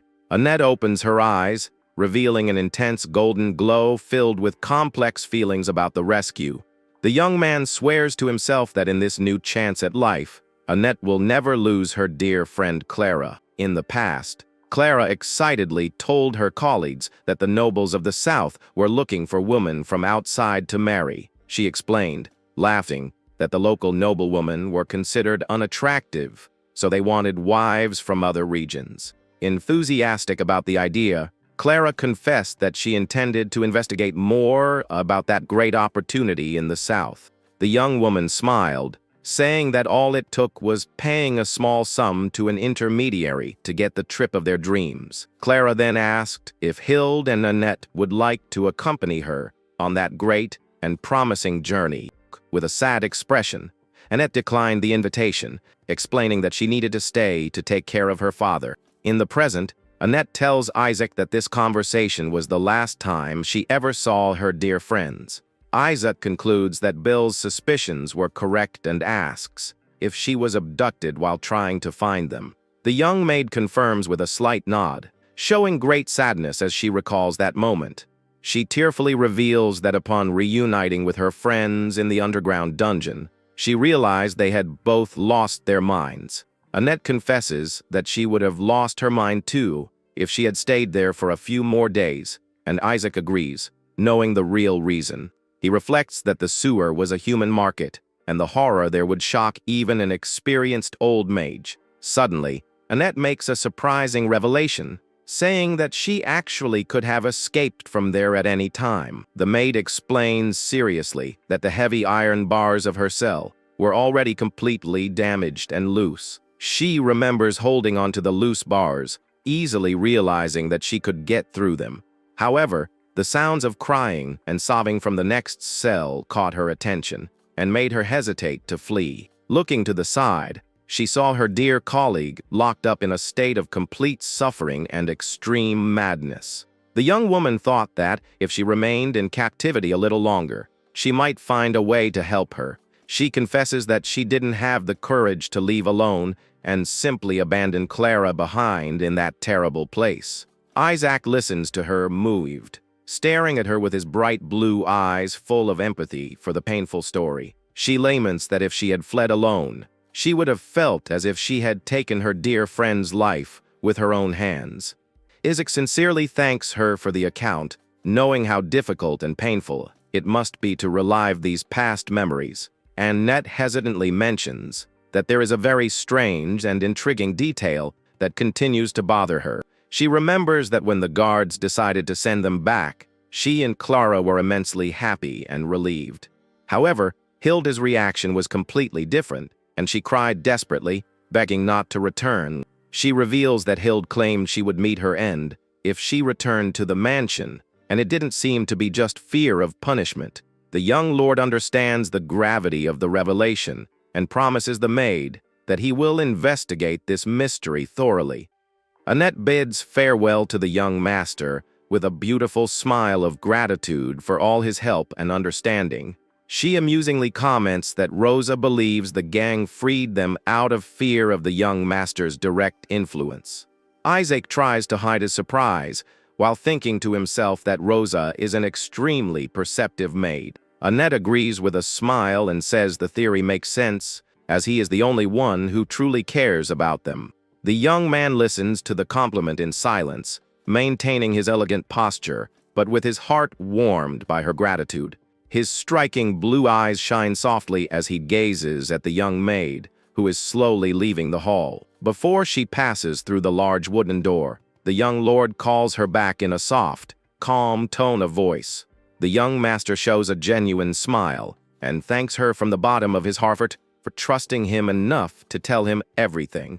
He hesitates to reveal anything more, but decides to leave it for later, and the young woman bids a polite farewell, leaving the room. The heavy wooden door finally closes, leaving the young lord alone in the tranquility of his study. Alone, the boy sits in his chair and begins to tap his fingers thoughtfully on the table full of books. A slight smile of satisfaction appears on his face as he realizes the great progress he has made with his recent actions. He enthusiastically reflects that he has discovered a rare talent in Annette and considers the idea of teaching her to use magic. The day dawns sunny, and the soft sunlight illuminates the imposing stone towers of the majestic castle. In the corridors, the maids gossip among themselves, asking if they heard about the sudden return of their missing colleagues. They say the young women were going to be expelled, but the young master argued with the butler to ensure they could stay. One of them laughingly suggests that Isaac did it because he's at the age to start taking a romantic interest in girls. Oblivious to the rumors, Bill sneaks into one of the storage rooms of the huge the mansion. The man knocks lightly on the heavy wooden wall to give a coded signal to whoever is on the other side. He is now dressed in elegant clothes and waits patiently for a response, standing next to some stacked boxes. The surviving cronies emerge from the shadows of the room, greeting him with respect and calling him the new boss. Bill snaps his fingers seriously and authoritatively to show his leadership and maintain order in there. The man complains irritably, demanding they stop calling him boss for the sake of security in the mansion. He remembers Isaac's advice that eliminating one gang would only cause another group to emerge in its place. The young man proposed taking covert control of the gang, and Bill realized it was all part of an orchestrated plan. Bill fears that at any sign of internal conflict or revolt, his neck will be the first one on the line. The new boss settles in heavily and thoughtfully, trying to find a way to deal with his subordinates. He asks if Nears had placed spies in the mansion, and the lackey confirms they were watching the place on the boss's orders. He concludes, impressed, that Nears wasn't just a madman, as he planned to obtain information from influential nobles. The lackey reveals an important detail, stating that the former leader always used to prepare a valuable tribute. Curious and suspicious, the new boss immediately asks about the nature and destination of this mysterious tribute. The subordinate explains that the offering is delivered annually to the knights who operate in that area of the duchy. Bill is shocked to discover that the gang could operate freely in the sewers because they had the protection of the knights. A few days pass, and the young lord is seen in his luxurious room, focused on honing his powers. He practices by throwing a small, bright flame of fire with extreme agility right in his own room. The flaming sphere spectacularly crosses the air, illuminating the entire room with a very strong reddish glow. He explains to himself with a focused look that the fire serves as a distraction and that the real attack is something else. The real blow comes right behind it in the form of a sharp and lethal ice spike, camouflaged by the flames. The flaming attack explodes against the opposite wall of the room, generating a dense smoke and many sparks of light. The ice spike cuts through the smoke by surprise, proving the insane effectiveness of the combined multi-element attack. The young man observes the completely frozen target with satisfaction, demonstrating impeccable mastery over his mana flow. Isaac sighs in relief, noting that the number of his active channels has increased from 4 to 5 after the victory. He knows he needs to practice simultaneous conjurations of different elements because he defeated Nears by pure luck. The young man acknowledges that Nears' overconfidence and lack of knowledge about magic were crucial to his downfall. The young lord focuses his determined gaze, knowing that his next enemies will not make the same foolish mistakes. He clenches his fist very firmly, determined to take full control of his life on this journey. The young man lies down on the bed, remembering that before his passing, his brother Jonas revealed many secrets about their enemies. He recalls that all these dangerous opponents were experts in combating and nullifying the abilities of mages. Knowing this, he closes his eyes, aware that he won't have another easy opportunity like the one against the leader Nears. Under the starry sky, the young man reaffirms his commitment to getting stronger and stronger to be able to save everyone. Suddenly, his bedroom door is thrown open, startling the young lord awake from his deep sleep. Isaac asks confusedly what is happening, and the maid hurriedly announces that it's morning, and he must get up. The employee orders the loyal hands to immediately bring the young master's best clothes. Not understanding the rush, the young man asks for the reason, and the maid replies, surprised by his question. With a beautiful smile on her face, she finally reveals the reason for everything, saying that the Duke has just returned home. She begins to clean the boy's face with a wet towel, leaving the lord completely shocked by the news. The servants quickly dress the young man in an elegant dark shirt adorned with beautiful golden embroidery on the chest. From the top of a hill, the imposing silhouette of his father appears, riding toward the large gates of the mansion.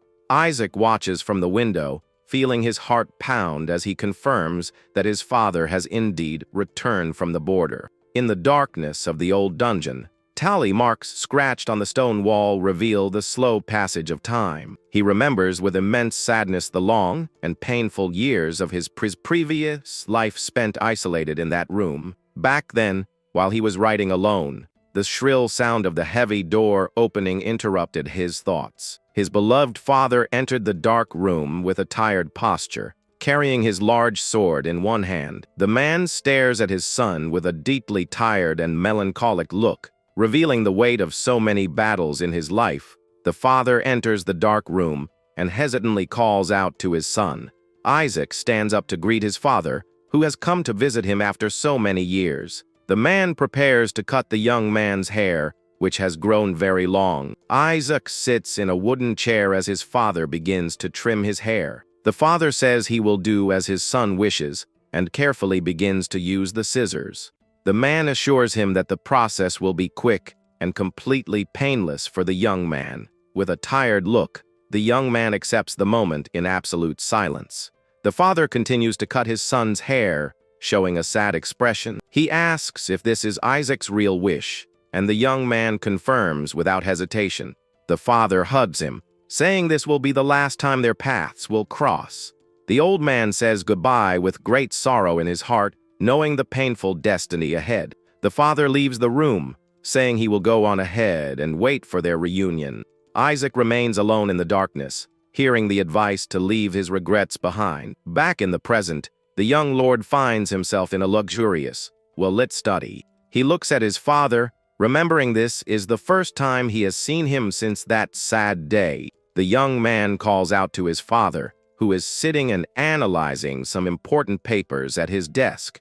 The Duke reveals that he heard about the treatment the boy performed on the children of the village. The father confirms that Schiller told him the whole story, and Isaac tries to act surprised. The boy tries to play down the situation, saying it was all just pure luck on his part. He explains that he just read a book about pneumonia that described the same symptoms. Relieved that he accepts the excuse, Isaac asks how his father has been feeling lately.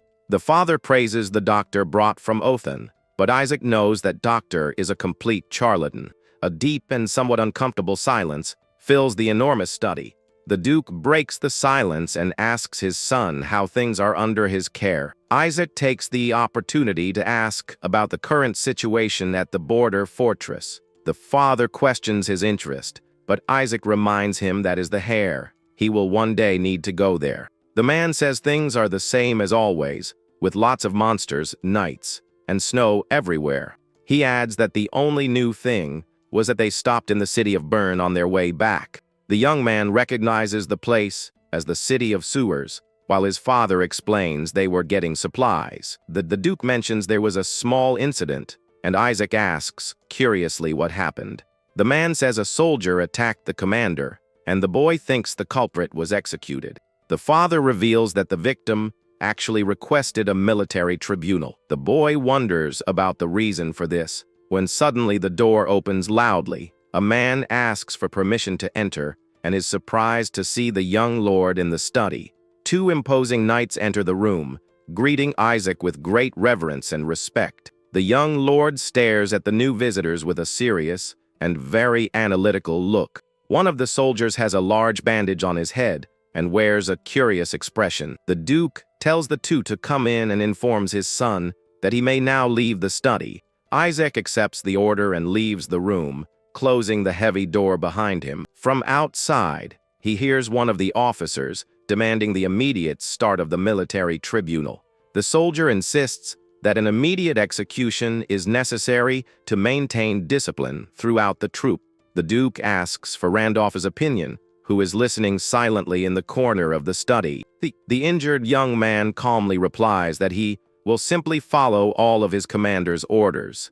The other officer complains about the passive response, reminding him that the enemy cut off Randolph's ear. Isaac continues to walk slowly down the red, carpeted hallway, reflecting on the situation. The young master wears a serious expression as he realizes the true gravity of the whole situation. He notices the crest on their clothes and concludes that they are both knights from the Winterband fortress.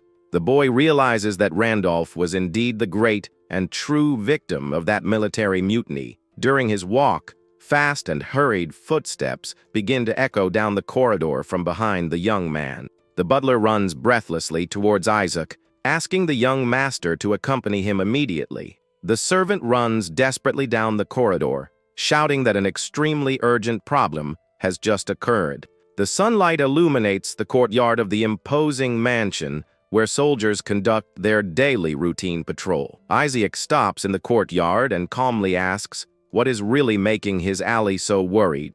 Bill explains that he found out some information from one of the bandits about the trafficking in the city's sewers. He reveals that some influential guards were receiving bribes to turn a blind eye to the crime. With a very serious expression, the young lord immediately asks who the people involved are. Bill hesitates and breaks into a cold sweat, knowing that the revelation will bring serious trouble for them. The young man confesses in fear that the ones involved are the knights of the Winterband fortress themselves. He adds that the lifeless form of one of his henchmen was found near the sewer entrance. Strangely, when they found him, the only part left untouched was the little finger on his left hand. Isaac asks what happened next, and the servant begins to hesitantly reach into his pocket. Bill pulls out a little finger and shows it right to the young lord's face. He reveals in a panic that he just woke up in his own bed and found that finger on his sheet. The servant says they sent a direct and very clear message through one of his subordinates. The message said that if the payment is not made in 2 days, the consequences will be terrible. The servant shouts desperately, saying that his own finger will surely be the next one to be cut. He begs the young lord to do something, since he was the one who put him in this dangerous leadership position. Isaac listens to everything, maintaining his cold and calculating expression without showing any sign of panic. He questions if there were any witnesses at the scene, and the servant says everything happened very quickly. The witness only revealed that a flash of a sword appeared out of nowhere in the dark and ended everything. The only striking detail about the assailant was that he wore a large bandage wrapped around his head. Upon hearing this description, Isaac's striking blue eyes narrow with a terrible suspicion. The young man just says he understands the situation, leaving the servant even more confused by his calmness. The young lord begins to walk away, calmly asking his ally not to worry about it. The boy assures him that he will not lose his life and walks away, leaving the servant behind in the corridor. Isaac remembers that his father brought 2 knights who requested the tribunal after passing through the city of Bern. It was at that exact moment that they stopped in the sewer and eliminated a bandit as a serious warning. The physical description of the mysterious assailant perfectly matches the profile of the knight Randolph. Feeling very angry about the injustice, the boy grits his teeth, thinking about his next move. He walks away annoyed, thinking about the hypocrisy of those who call themselves loyal knights of Winterband. He concludes that if all this is true, they are nothing more than a dangerous disease that needs to be eliminated. The young man descends the stone stairs, startling the guard watching over the secret entrance to the dungeons. The guard asks with surprise, would bring the young lord go to such a dark and damp place. Isaac asks directly if the prisoner awaiting his sentence is locked up there. He finds a dark-haired, chained man sitting alone on the floor of a cold cell. The young lord informs the guard that he has come to speak personally with the mysterious prisoner. The young man lifts his head, revealing a very piercing gaze full of contained fury. Isaacs' purpose in seeking out the condemned man is to find out if the knights have any connection to the criminals. Since the prisoner committed mutiny against the officers, the young man asks if he knows Nier's gang. He adds seriously that he knows about their involvement in the terrible slave trade. The chained man remains in absolute silence, just staring at the boy with great attention. Isaac stares back at him and suddenly realizes that the prisoner's face is very familiar to him. Isaac asks the prisoner if he knows about the connection between the sewers and his commander. But the chained man remains in absolute silence and just stares at him without saying anything. At that moment, the prisoner steps forward, his chains rattling, and says that he will only say that once. Suddenly, the man reaches through the bars and grabs Isaac by the collar of his nobleman's robes. With an extremely tense and angry look, the prisoner firmly states that he knows absolutely nothing. Isaac looks deep into the man's eyes without showing any panic at his aggressive attitude. After releasing him, the prisoner is quite confused and asks what the young lord's name actually is. The man replies that his name is Carlson, and Isaac smiles as he remembers that name from his past. The young man questions whether he will continue lying and calls him directly by his real name, Kyle. Upon hearing that name, the prisoner takes a step back, completely shocked and frightened by the revelation. The man stares at the young lord in disbelief and asks how he actually knows that secret. Isaac recounts that he first heard of Kyle when the kingdom's terrible civil war was intensifying. It all started with the beginning of the dispute for the throne, which broke out precisely during the royal succession ceremony. The second prince lost the war for the throne and therefore decided to betray the kingdom by allying himself with the empire. This cowardly betrayal ended up resulting in a truly bloody massacre during the ceremony. Soon after the kingdom was taken over by the empire, the population united in a rebellion that ended up generating a civil war. The leader of that rebel army was none other than Kyle, who is now trying to hide using the codename Carlson. The young lord calmly replies that he discovered all that by reading a history book. The book is called Chronicles of Villains, and it recounts the crimes of famous criminals, containing very detailed illustrations of them. The most curious part of the book was the assertion that Kyle would be the chosen one to be the seventh sword master. Upon seeing it in person, Isaac realized that the legend described was indeed entirely true. He realizes that the prisoner's magical energy is immense and that his training must have been extremely rigorous. The young lord cannot even imagine how powerful the man would be with his full potential awakened. Kyle shouts, demanding that he immediately reveal how he discovered his true secret identity. Isaac asks him to calm down and reveals that he knows he is also the legitimate son of the famous warrior Cassian. The man feels a chill and begins to sweat in astonishment upon realizing the boy's level of knowledge. Kyle asks who he is, but Isaac retorts that he is the eldest son of the powerful and influential Go the family. Kyle questions whether the Lord has come to execute him, and Isaac replies that he doesn't care about the sons of mercenaries. He concludes by saying that he wouldn't care about a cowardly deserter who disappeared from the kingdom more than 10 years ago. Kyle asks if he is indeed the young master Isaac, and the boy replies that he only wants to know one thing about him. He directly asks why an influential commander from Winterband is involved in human trafficking. Kyle remains silent for a brief moment, his expression quite serious as he assesses the boy's question. He comments that if the boy is indeed the legitimate heir, things become a little more complicated. But then he admits that this is precisely the biggest reason of all for giving an honest answer.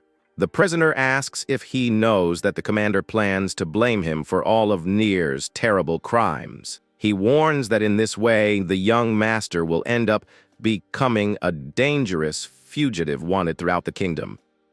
Kyle coldly states that he won't even have a real chance of starting his long-awaited revenge plan. The prisoner stares intently at the young lord, waiting to see his reaction to the warning. The two remained staring at each other for a long moment of absolute silence within the darkness of that dungeon. As he walks away, Isaac thinks that the prisoner is not someone as easily manipulated as Bill was. He concludes that faced with this difficult situation, he will have no choice but to take a much more drastic course of action. The young lord decides that he will need to act personally to lure his targets directly into the trap. Meanwhile, drops of water fall slowly, making a sound in the damp darkness of the city's deep sewers. Two figures wearing long black hoods appear walking silently together between the stone walls. One of them comments that he finds it very strange that there is no sign or trace of the men belonging to Nier's group. Suddenly, the companion extends his hand, points ahead, indicating that he has spotted something very unusual in the tunnel. He lets out a tired sigh when he sees the cells intended for the human market are completely empty and clean. He complains that first they stopped the tributes, and then they even sent the knights to meet them. The man opens the iron door wondering if the new gang leader plans to end the entire lucrative deal. But as they pass through the door, the two hooded men are completely taken by surprise by what they find inside. Trembling with fear and sweating profusely, a man desperately pleads with the invaders. The servant opens the heavy iron door, trembling violently, and begs them to come into the room immediately. The hooded men stop, confused, wondering if that guy is really one of Nier's henchmen. They notice that the man is unarmed and trembling so much that he can barely stand. Suspicious, the two continue exchanging serious glances, not quite understanding what is happening there. They finally gather their courage and pass through the large iron gate, gripping their sharp swords firmly. The goatee, wearing warrior, focuses his attentive gaze, searching for any traps that might be hidden. At the back of the dark room, they spot a mysterious silhouette, sitting calmly in front of a wooden table. One of the officers angrily asks if he is Nier's new boss, and says that he must have a death wish. The hooded person seated remains in absolute silence, only listening to the man's taunts. Suddenly, a young voice asks she can ask two simple questions to the two surprised visitors. They are startled to realize it's a child's voice, who immediately asks why they did that. The dim light of the candle illuminates the young lord's face, revealing his imposing presence in the darkness. To his companion's surprise, the wounded warrior falls to his knees on the cold ground, his legs trembling. The other shouts furiously, asking what he is doing, but the kneeling warrior orders him to bow down immediately. He trembles with fear and wonders if his partner still hasn't realized who the person in front of them is. Isaac calmly gets up and comments with an ironic tone that it's very good to be able to see the two of them again there. The young lord flashes a friendly smile and asks if they would like a hot drink. He calls them Fickle and Randolph, causing the wounded knight to whisper the young master Isaac's name in panic. While the snowstorm rages outside, the three remain conversing inside the wooden cabin. One of them is holding a very heavy bag of gold coins, impressed by the sheer amount of money inside. He cheerfully remarks that trash Nier's actually has an unbelievable talent for getting money. Fickle examines the shiny golden coin, saying that with it they will have food and firewood guaranteed for the whole month. The companion smiles, saying that they will still be able to exchange the rusty swords and save a good amount of money. He throws some shiny coins directly into his ally's palm, handing over his fair share of the payment. Suddenly, the sound of heavy footsteps approaching the door interrupts the lively conversation the two were having. They are startled to hear a voice ordering them to stop immediately and are completely paralyzed with fear. The warrior at the door calls the two by name, revealing that he has just overheard their entire compromising conversation.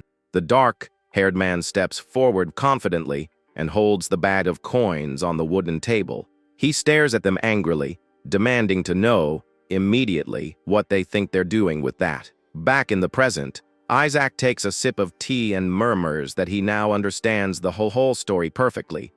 The young lord calmly says that he understands that each of them had very strong reasons for acting that way. He comments that his father is a righteous warrior, but unfortunately lacks flexibility in his decisions. Isaac adds that they respected him for this, but they couldn't just watch their companions starve to death. That's why they decided to extort money from those bandits in order to make up for Gothi's lack of resources. Fickle enthusiastically agrees, saying that the young lord is entirely correct in his brilliant deduction. With a calm look, the boy says that if things are this way, he can now announce the final verdict on that case. He stares at the two of them with his striking blue eyes shining brightly in the darkness of that isolated cabin. To the utter panic of both, the young master simply pronounces the terrible death sentence upon them. He explains that the father's trial would be the same and that they will be taken immediately to a military court. Fickle stands up, slamming his fist on the table, and shouts, asking if he still hasn't grasped their true motives. The knight looks away bitterly, saying that in truth a spoiled young man would never know what it is to suffer. He questions whether the boy knows what extreme hunger is like, having limbs amputated from the cold, or seeing companions perishing. Isaac stares at the warrior with cold eyes and simply admits that he does not, in fact, know any of these pains, though. The young man leans forward seriously and remarks that Fickle is indeed very good at inventing good excuses. He then demands that he explain the kidnapping of civilians, and the panicked soldier claims that it was all an isolated action by Nears. Isaac remains standing, staring at the man with a profoundly cold gaze, completely devoid of any empathy. The boy asks mockingly if he really believes that he hasn't also crossed all acceptable moral boundaries. The knight's eyes widen as he feels immense psychological pressure and realizes he has been completely cornered. Fickle clenches his fist and brings his hand closer to his sword, saying that he shouldn't expect understanding from a mere child. Fickle shouts, ordering Randolph to stand up immediately, reminding him that they are the rightful warriors of Goth. He unsheathes his sword, saying that if it means protecting Goth, he is willing to do anything. With his gaze completely focused, Fickle points the sharp weapon and says he is prepared to eliminate any obstacle. Fickle desperately tries to convince Randolph to fight alongside him against the young lord. He says the Duke still has Jonas, and that they'd better get rid of a ticking time bomb like Isaac soon. Isaac remains completely still, keeping his bright blue eyes fixed on his opponent's movements. An intense and brilliant blue aura begins to manifest around Fickle's body and sharp sword. He begins to move forward slowly, his heavy steps generating small gusts of magical wind on the stone floor. The young master stares at the demonstration with disdain and lets out a whisper showing that he is not impressed in the slightest. He immediately realizes that the enemy actually plans to use the full destructive power of his battle aura against him.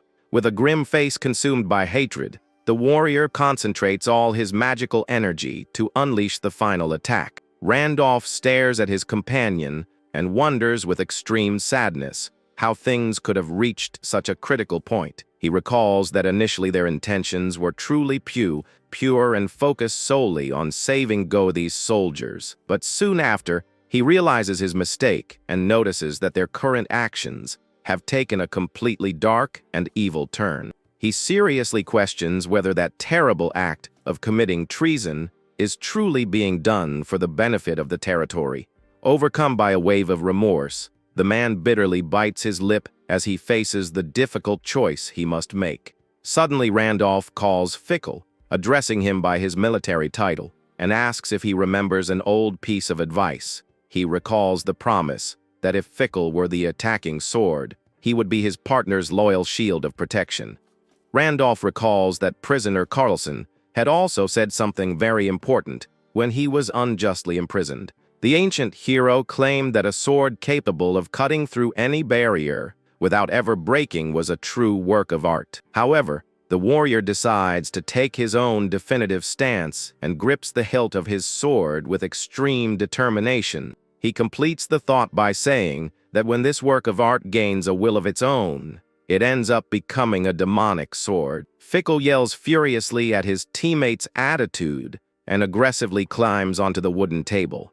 The two blades clash, generating a terrible bang, and a huge amount of bright sparks throughout the room. Randolph confesses with a serious look that he only realized the truth about his mistakes after his ear was cut off. Crying and overcome with guilt, he firmly states that Carlson was indeed entirely correct in his judgment. Fickle yells, asking if he's completely lost his mind, and threatens to rip his friend's head off right there with a single blow. Randolph withstands the immense pressure of the impact and replies that if that happens, it should only be considered their karma.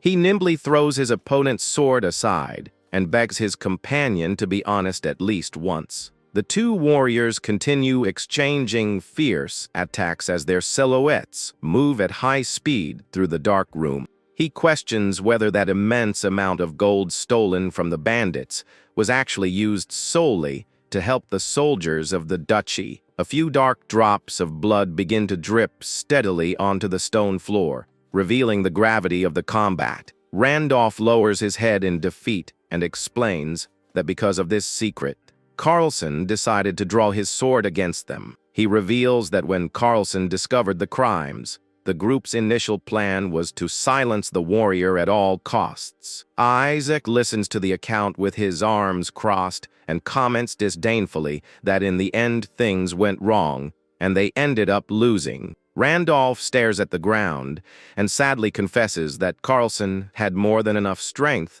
to have taken the lives of everyone there. He recalls that Carlson cut off his ear as a warning and agreed to be arrested without showing any physical resistance. Isaac asks if the reason Randolph prevented Carlson's immediate execution was solely because of his immense guilt. The wounded warrior doesn't respond and simply closes his eyes, demonstrating that the boy's assumption is entirely correct. Tension fills the entire room, and the trembling servant takes a hesitant step back, unsure of what to do there. With his hands bound, Randolph turns his back and fearfully asks what will happen to his beloved family if the truth gets out. Isaac stares at him with a rather cold and calculating look before launching into his definitive response regarding the case. The young master comments ironically that the warrior should know the consequences of this much better than he does himself. The frightened servant wonders to himself if things will go wrong and considers the idea of running away immediately. The young lord stares at the prisoner seriously, seemingly having already made his decision about which path to take in this situation. A very subtle and enigmatic smile appears on the boy's lips as he glimpses an excellent opportunity for manipulation. The boy calls out to Randolph firmly, causing the wounded warrior to lift his head in surprise at his friendly tone. He asks if the man would be interested in paying for all his terrible sins through an alternative method. The warrior remains in absolute silence, absorbing the mysterious proposal he has just received from the young Lord Goth. A message appears confirming that destiny has been altered and that the history of the world has been written thanks to his actions. It all started when Randolph and Fickle decided to negotiate directly with Nears to replenish their troop supplies. But Fickle was eventually blinded by greed and began kidnapping even the maids from that mansion. When the plans went wrong, he even tried to sell young Isaac directly to another neighboring country. But things took a completely different turn when a powerful sword strike brought an end to that cowardly attack. The loyal Knight Randolph appeared unexpectedly to rescue the young hare and knocked Fickle to the ground in one swift motion. With this, all the terrible sins and crimes committed ended up being attributed and charged exclusively to Fickle. The traitor was condemned to hang in the public square before the watchful and silent gaze of Randolph, who watched everything hooded. Randolph displays an extremely dejected expression, burdened with guilt over the tragic fate that befell his friend. He turns his back and slowly walks away, head down, through the cobblestone streets of that city. Back in the office of the luxurious mansion, Isaac talks with his father near a beautiful lit stone fireplace. The boy reflects that although the two leaders have been corrupted, the real reason for their despair was still true. The terrible lack of basic supplies was indeed the painful financial reality that the Gotha family faced. The family defends the northern border of the kingdom, and in return receives an annual fee, called the shield tax, as sustenance. However, the big problem is that this government tax has been decreasing drastically each year. Even with this crisis, the Gotha family could not complain, much less try to accumulate wealth on their own from there. All this absurd prohibition existed because of the legend of a mad wizard who, in the past, reduced the entire royal capital to ashes. This terrible magician from the past was none other than their own ancestor, the legendary Zeke von Goeth. With no one able to stop him, the king bowed to the emperor, and Zeke ended up being mercilessly executed by the guards. After this tragic incident, the entire kingdom ended up becoming a mere vassal state under the orders of the empire. By the king's mercy, the family was merely demoted and exiled to that utterly arid and icy northern territory. Isaac places his cup on the table, aware that if they tried to amass wealth, the royal family would soon suspect an armed betrayal. Therefore, maintaining the current precarious system, even with a low budget, was considered the safest choice for survival. However, the young lord, with a shrewd look, comments that perhaps this whole terrible situation could be seen in a different light. He tells his father that all their worries and fears about the empire may be nothing more than a hasty assumption. The Duke looks up and stares at his son with surprise and considerable curiosity at that audacious and unexpected statement. He questions whether the royal family would leave them in peace, and Isaac explains that the kingdom's finances are getting worse every year. The boy wonders if sufficient nobles who refuse the tax would bring suspicion or tremendous relief to the royalty. He continues his reasoning and seriously confesses the harsh and undeniable reality of their financial situation. The boy claims that the real problem is not the lack of permission, but rather the fact that they haven't yet figured out how to make money. The advisor intervenes, reminding them that they are completely trapped in barren soil and surrounded by dangerous enemy forces. The father rests his hands on his chin in absolute silence, meditating deeply on each of his son's words. The man finally breaks the long silence, seriously admitting that Isaac's statements make perfect sense. However, he firmly adds that for that beautiful theory to make any practical difference in their reality, the Duke stares at the boy with his imposing, gleaming blue eyes and asks directly if the boy can deliver that result. Isaac stares back at him, maintaining his very firm posture and demonstrating complete confidence in the face of that serious question. The young man extends his hand and says firmly that this is to begin this great and promising financial journey in the north. They will need to start by definitively severing all ties and agreements they have with the Old Kingdom Church. He explains that as long as they are bound by church doctrines, they will never be able to accumulate wealth for the territory. The father listens and warns that the Vatican will certainly not passively watch this breaking of ties. The young man nods in agreement and clenches his fist, explaining that this is precisely why they will need a strong justification. He displays a sly smile and confidently states that he already has a perfect plan to create this ideal justification. Curious about the boy's intelligence, the Duke turns around and asks what Counselor Schiller thinks about all this.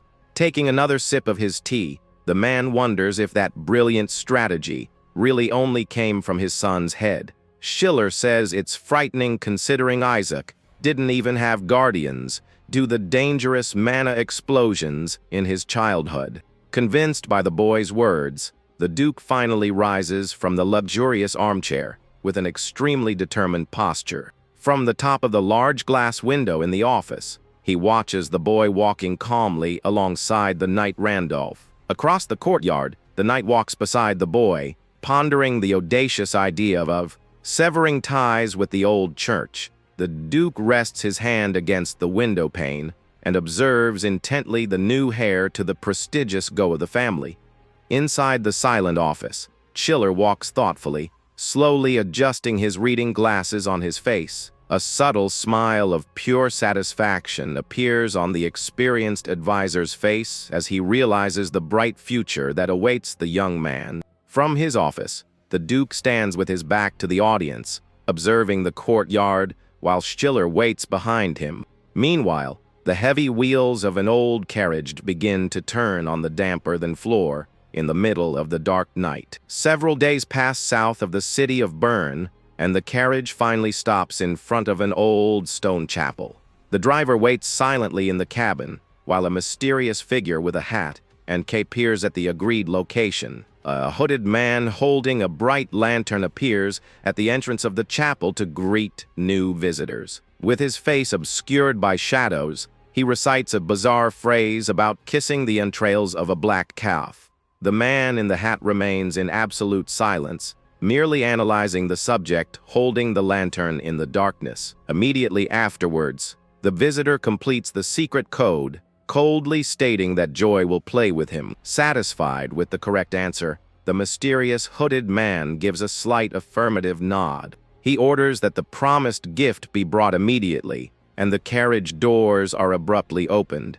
Two cloaked figures remove a silver-haired boy who is completely tied up and gagged. The boy is pushed roughly and staggers forward, with his hands firmly gripping his back. The man with the lantern questions whether he is the promised sacrifice, and the other retorts angrily, asking if he doesn't recognize him. The subject raises the light towards the gagged boy's face, claiming he needs to do the verification himself. The light reveals his horrifyingly disfigured face, which smiles as he says verification is necessary for the reward. The young, bound prisoner remains with his head down, making no noise or movement in front of the men. With the sacrifice delivered, he gestures with the lantern and orders the servant to quickly bring the real gift from there. The bizarre man finishes in a fanatical tone, stating that the great goddess of fire will accept the offering with great joy.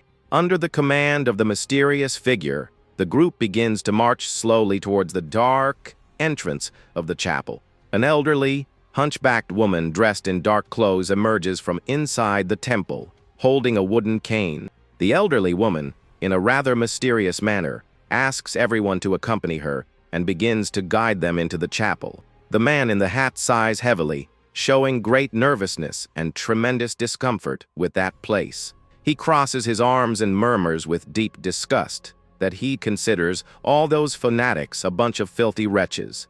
He turns his back and orders everyone to start walking at once, showing great urgency to finish this. The two hooded guards reveal themselves to actually be Kyle and Randolph in disguise, escorting the hare who is pretending to be the captive. The man with the disfigured face swings his flashlight, guiding the group down the stairs towards the dark underground. The sound of the group's heavy footsteps echoes rhythmically off the stone walls of that dark descent. Disguised, Randolph places his hand protectively on young Master's back to keep him calm during the descent. Kyle also maintains his extremely firm and loquacious posture under the hood, alert to any sign of danger around him. With a sharp and calculating gaze, the boy focuses on his plan, maintaining absolute calm in the enemy's lair. The scene flashes back in time to reveal the secret of how the young lord secured the prisoner's freedom days earlier. Kyle asks if he was released because of the revelation of Fickle's crimes, and Isaac confirms that they used that justification. The nobleman adds that due to the mutiny, the man ended up losing his prestigious official position as platoon leader. He comments that he didn't even know about his position, and the prisoner simply drinks his tea in absolute silence. Suddenly, Kyle stops his cup mid-way when he smells a tea flavor that is extremely familiar to him. Isaac smiles amicably and asks if he recognizes that special flavor coming from his homeland of the Republic. Kyle stares at the cup, feeling a mixture of complex emotions as he recalls his long-forgotten origins. He forcefully places the object on the saucer and directly asks why the young lord decided not to denounce him. The warrior recalls that the boy knows very well that Carson in a suit was never his real birth name. Isaac confesses, laughing, that he needed to keep the secret because if he told anyone, he would never get his help with his plans. Very confused, he starts sweating profusely trying to understand what the boy's true ultimate goal is. Isaac advises him to focus on his own plans, and Kyle asks, frightened, if the nobleman knows what his objective is. The boy reveals that he knows he wants to kill the greedy nobleman who cruelly decimated his beloved family in the past. Isaac mentions the name of Viscount Klaus von Bottmer, leaving Kyle completely paralyzed and panicked by that revelation. Kyle clenches his fist in anger and asks why he doesn't stop him, but the young lord only questions the reason for doing so. Kyle argues in surprise, saying that the victim is a nobleman and he is just a mere mercenary foreigner in the kingdom. With a focused gaze, the boy enigmatically confesses that he only needs a true work of art sword. The young lord displays a rather serious expression and promises that if the experienced warrior agrees to help him on his mission, he will also return the favor and give all the necessary help so that Kyle can carry out his bloody revenge. Back in the present on a busy city street, a mysterious man in a dark suit observes everything furtively. A church clergyman shouts desperately to get everyone's attention in the square. He shouts that black magic is spreading through Bern and accuses the cultists of terrible atrocities against the people. The speaker insists that they trust only in God and ignore the local lord, who merely observes everything without acting. Meanwhile, a cloaked man peers out the carriage window and observes the fanatics from the old church. The headbanded knight angrily complains that they collect tithes from Goath and still insult the Lord. Isaac tells his teammate to stop complaining because that's not the most important thing right now. Randolph asks if the boy is really sure about volunteering as bait for the local cultists. Isaac counters by explaining that the cultists want infamy and no one would be a better bait than himself. The knight remains quite concerned about the danger that awaits him inside the lair of those fanatics. He warns that the rumors of cannibalism may be true and questions whether it is worth taking such a risk. Isaac, with his eyes closed, asks if the group is sure that the old church is really behind the cult. The boy opens his blue eyes with a very focused and determined gleam as he waits for the answer. One of them recalls that the deceased Nears was probably part of that bizarre religious sect of fanatics. Randolph agrees, saying it would be strange if he weren't a cultist, considering the black magic and all that. Isaac questions how Nears managed to obtain high-quality silver coins minted by the royal family itself. Randolph agrees that coins of this value would not be something a simple, ordinary cultist could possess. Kyle ponders thoughtfully whether this would be enough to prove a real link between the church and the cultists. Isaac asks ironically if they are just trying to cling to any small hope of salvation. He recalls that it was precisely around this time that things began to change in the territory. It was during this period that the dangerous group of cultists began to spread and devastate Goath's lands. With brutal murders and bizarre rituals taking place, the entire city population was in absolute panic. The biggest beneficiary of all this terror was the old church, which began hunting down the fanatics of the dark sect. They organized terrible public executions, burning the alleged culprits in large bonfires in the middle of the square. By displaying this supposed divine protection to the people, the church's reputation rose impressively there. It was from this moment the Go began to suffer from the absurd demands coming directly from the clergy. The Duke shouted furiously that in addition to doubling the tithes, they now wanted him to send soldiers into the middle of a war.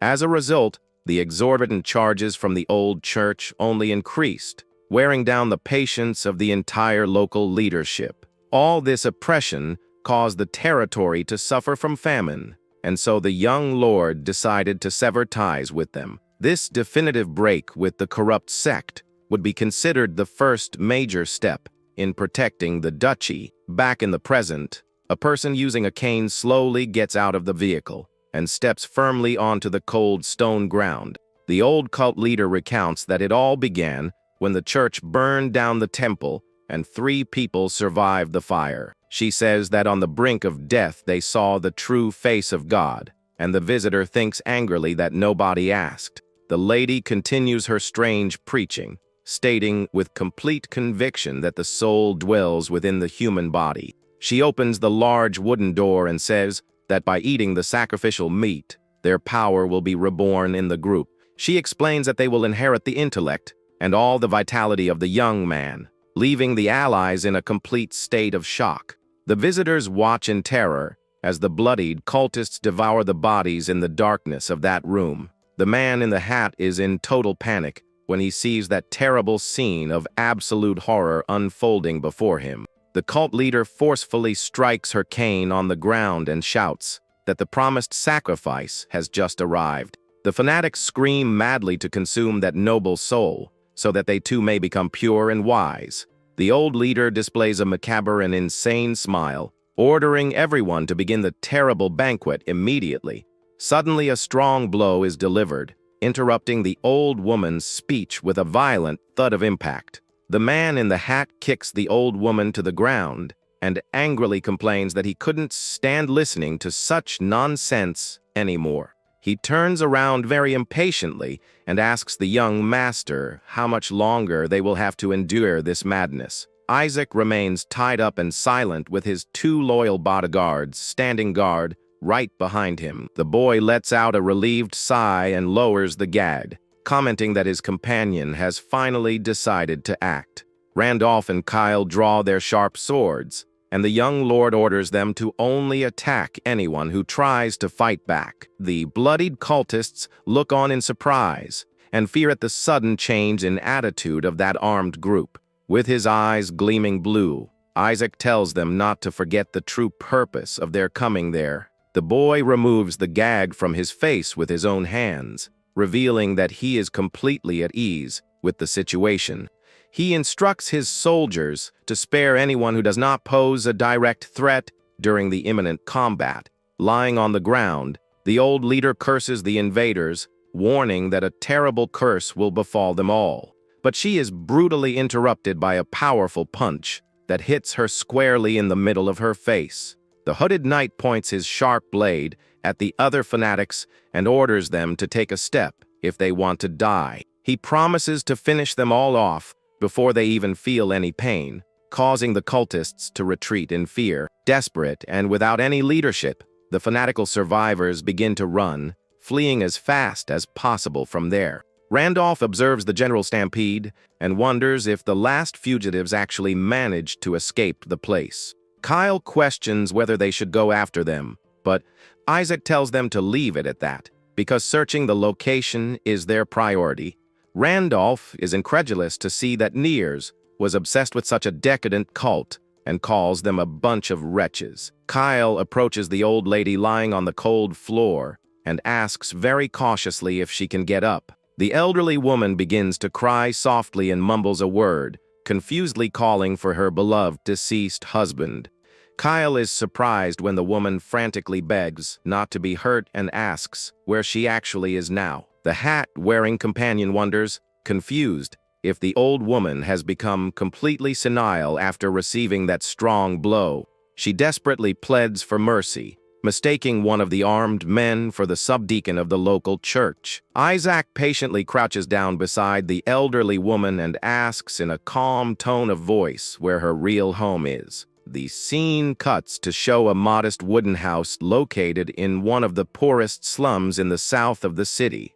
Inside that attic, the young lord's companions are completely speechless and shocked by what they find. They find a chest overflowing with shiny silver coins and wonder where that old woman got it all. It's truly unbelievable that such a simple lady kept so much wealth hidden above her attic. The knight in the hat picks up one of the shiny coins and questions whether they truly belong to the royal family.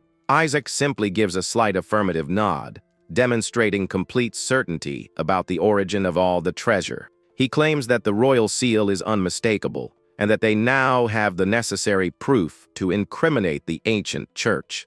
Suddenly, a voice from downstairs calls out to the lady, breaking the silence and putting everyone on high alert. The mysterious visitor announces that he is entering the residence while slowly walking towards the front door.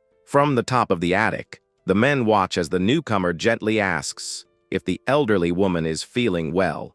The young lord's blue eyes widened in complete astonishment as he immediately identified who the intruder was. To everyone's surprise, the visitor is none other than one of the influential priests of the old church. With a rather somber look, the man in religious robes asks if the dark ritual was successfully performed. The elderly woman remains silent, lying in her bed, and only mumbles a few confused words to the clergyman. She starts sweating profusely and trembling violently, unable to give any clear answer to his question. With eyes wide with pure terror, the woman stammers and tries to recount how terrible demons invaded the place. She tearfully claims that evil creatures destroyed the sacred altar and ended the lives of all the faithful. The priest becomes confused and angry, demanding that she calm down immediately and explain in detail who attacked her. The old lady, almost breathless, tries to call for the subdeacon while her breathing becomes extremely labored. She goes into a fit of madness begging for help and claiming that her deceased husband is beating her to death. The man looks away, letting out a long, tired sigh as he realizes the elderly woman is having another dementia episode. Suddenly, a loud creaking noise of wood, coming directly from the ceiling, immediately catches the attention of the religious man there. The cleric quickly turns his back, overcome by a terrible feeling of foreboding about what he has heard. He looks up towards the dark attic and notices that the small wooden door has been subtly opened to the side. The man begins to concentrate his brilliant magic in his hand, coldly stating that there is a rat hiding in the attic.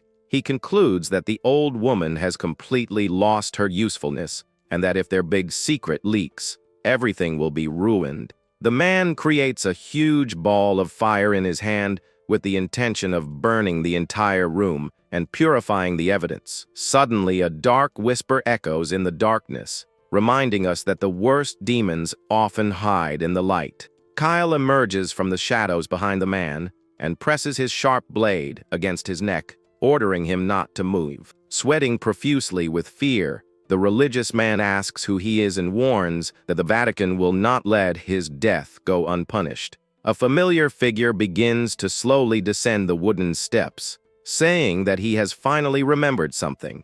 The mysterious visitor greets Subdeacon Silvio by name, causing the clergyman to break out in a cold sweat of extreme terror. Isaac appears at the bottom of the stairs, sporting a rather enigmatic smile, and mockingly asks if he has been doing well. The day dawns, illuminating the entire small stone chapel, which is now completely empty and silent. Inside the temple, Subdeacon Silvio is found completely tied up and restrained in a sturdy wooden chair. He begins to confess that the real objective of the old church was to expand its influence throughout the duchy. He recounts that the bishop decreed that they needed to create a great villain so that they could achieve this dark objective. That is why he created a new dogma based on ancient theology, inciting beggars and the poor to create that evil sect. The subdeacon lowers his head in defeat, confessing that the entire terrible sect is nothing but a hoax they created. Randolph says with disgust that that was the worst confession he'd ever heard and asks what the group's next move will be. Isaac remains with a very focused and thoughtful gaze, carefully evaluating all the information revealed there. He reveals that the following day, Counselor Schiller will take the prisoner directly to the cathedral for negotiations. Silvio shouts mockingly, saying that the bishop will certainly apply a severe and crushing punishment against the entire Gothi household. The arrested clergyman angrily claims that himself personally planned and executed the entire cult scheme. Suddenly, the cleric's eyes widen, and he begins to sweat nervously upon noticing a frightening detail in that situation. Isa coldly states that if the church wants to demand a price, they will have to speak and negotiate directly with him. Time passes and the silent flame of a single candle illuminates the damp and gloomy atmosphere of that abandoned chapel. Suddenly the echo of heavy, calm footsteps begins to resonate and approaches the place where the cleric is tied up. He wonders in complete despair how his plans crumbled so quickly because of the actions of a simple child. The young lord observes him with a penetrating and frighteningly calm gaze as darkness envelops them in that temple. The cleric lets out a groan of pain as he feels the ropes tightening around his body even more violently than before. Silvio gives a sarcastic laugh and whispers provocatively that the boy is in fact the true heir of savages. He states that the young man will face terrible divine judgment for his sins the moment the cell door opens. He insists that the bishop will punish, with extreme severity, the entire sinful lineage of Goethi and the pagans of that territory. With eyes bloodshot with pure hatred, he shouts, declaring that absolutely none of them will be able to escape that punishment. But his speech is abruptly cut off when he notices a mysterious and icy presence appearing right before his eyes. The cleric begins to choke and cough up blood violently as he desperately tries to breathe in that cell. A mysterious figure wearing a dark hood observes that scene of suffering in absolute silence without showing any reaction. With extremely calm and firm steps, the mysterious intruder begins to walk slowly towards the exit of the place. Holding a bright lantern at the entrance to the temple, the young lord asks ironically if the visitor is about to leave. The hooded man stops in the middle of the road and comments that it's a real shame they're leaving so quickly after being away for so long. Isaac focuses his penetrating gaze directly on the mysterious figure, knowing very well who he is dealing with. The boy reveals the true identity of the intruder by directly addressing him by his official title, Bishop Livonius. The night sky remains completely covered by dense dark clouds, while tension rises throughout the area. Outside the chapel, the metallic sound of heavy footsteps indicates the rapid approach of a large group of guards. Several heavily armed soldiers from the old church surround the entire entrance of the temple, awaiting orders from the bishop. Hidden in a tree, the allies comment that the soldiers came with the sole purpose of silencing the witnesses. Randolph observes the enemy's movements and admits with surprise that the young lord's predictions were entirely correct. Kyle, with a very focused look, whispers the name of the old church, containing his anger at so much corruption within them. He realizes that all that confiscated money actually belonged to the cult and regrets not having discovered it sooner. Randolph looks away in embarrassment, honestly admitting that they weren't entirely unaware of all this. He bitterly confesses that deep down they knew the coins had a dirty origin and that they simply chose to ignore the truth. Kyle firmly advises him to learn from this mistake so that he doesn't end up with the same tragic fate as Fickle. He reminds his companion that he has a beloved family to protect, and Randolph is quite surprised by this. The experienced warrior displays an extremely focused expression, ready to begin the dangerous combat to come. Randolph clenches his fist with great determination and firmly affirms that he will do everything to save his family. Kyle gives a slight affirmative nod, demonstrating complete confidence in his companion's restored character. The warrior tells them to focus on the mission and strategically reveals that there are exactly 13 adversaries in the area. They draw their sharp blades, ready to neutralize all the soldiers so that no one interferes with the young lord.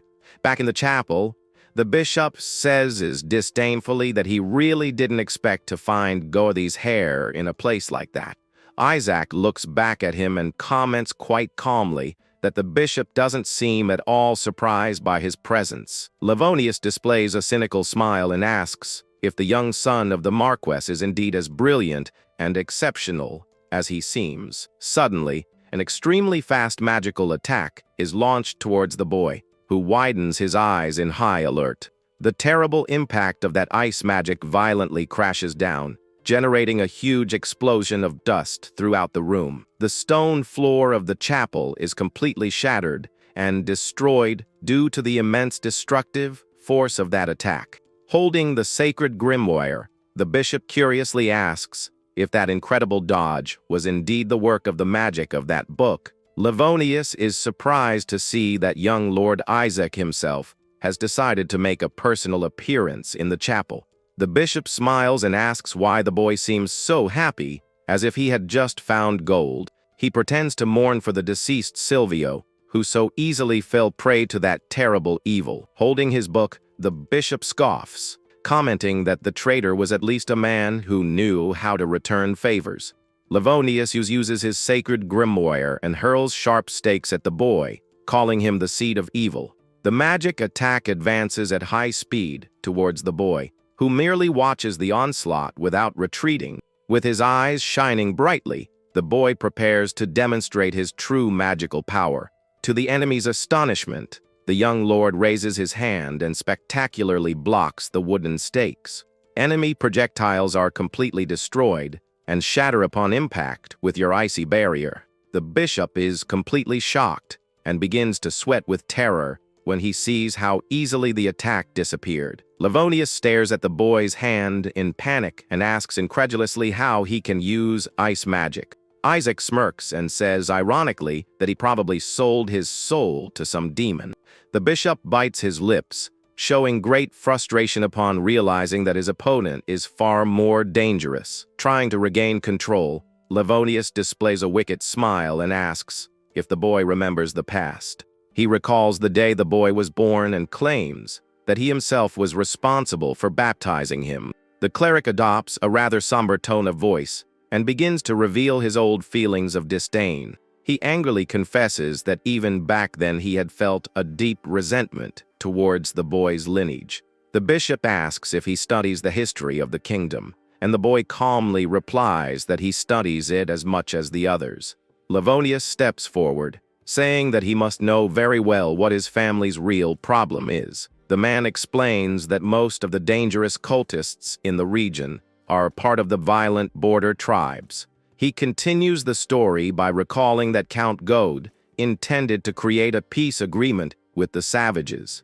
To the fury of the church, the Count ended up marrying one of those barbarians and fathered the birth of Isaac. The religious figure claims that this union against divine law made it natural for the young lord to be born cursed. The corrupt clergyman stares at the boy with deep hatred and says firmly that he should never have been born.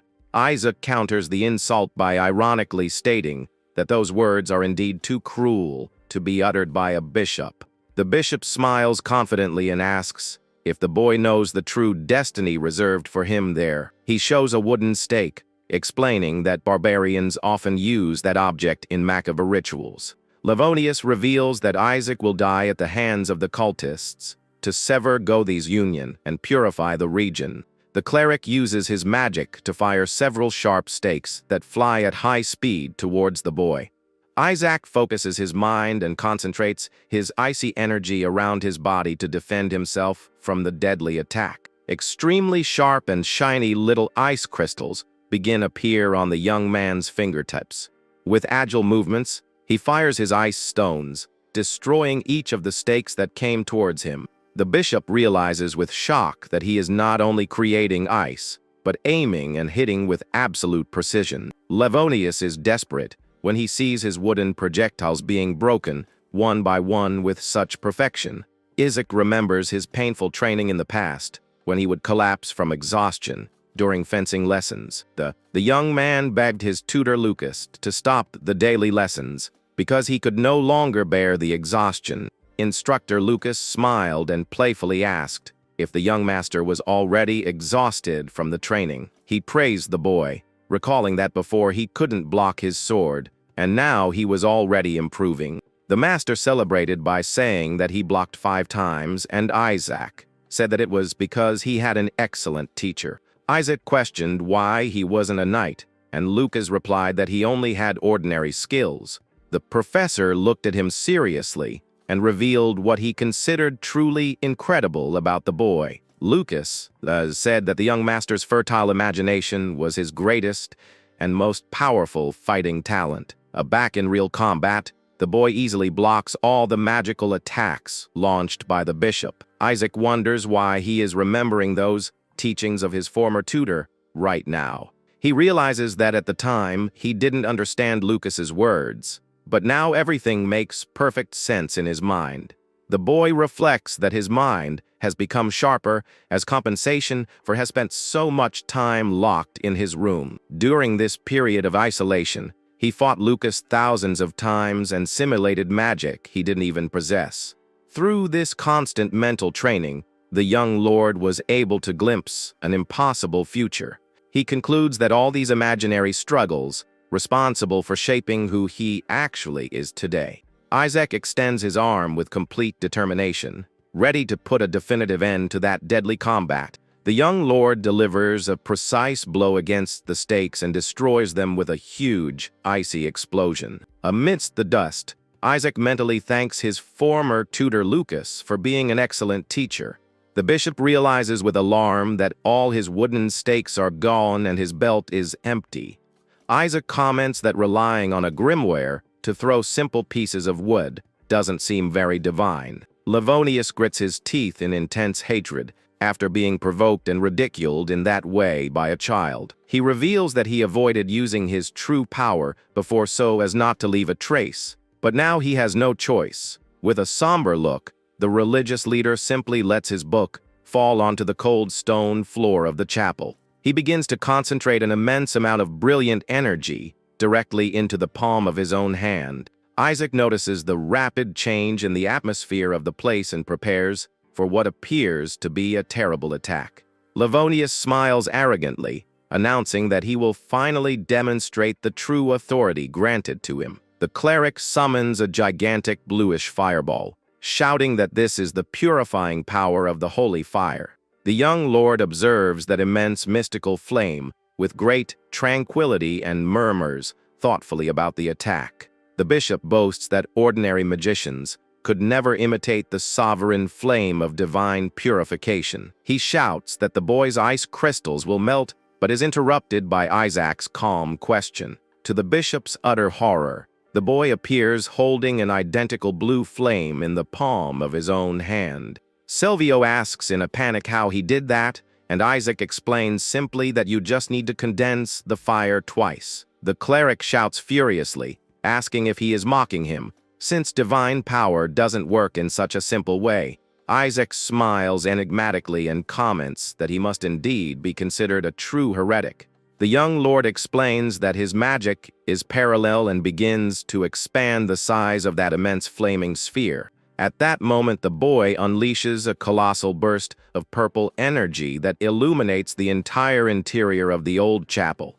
The bishop falls into utter despair and lets out a scream of terror when he realizes the attack is coming towards him. The man faces the immense torrent of power, unable to believe that he is about to be completely defeated. Silvio questions how a filthy mixed race person has this power, and Isaac scoffs, saying that perhaps God loves him much more. The cleric tries to resist with all his might, but the overwhelming pressure of the magic pushes him against the wall. Overcome by religious fanaticism, the bishop shouts in anger, accusing the young lord of uttering a terrible blasphemy.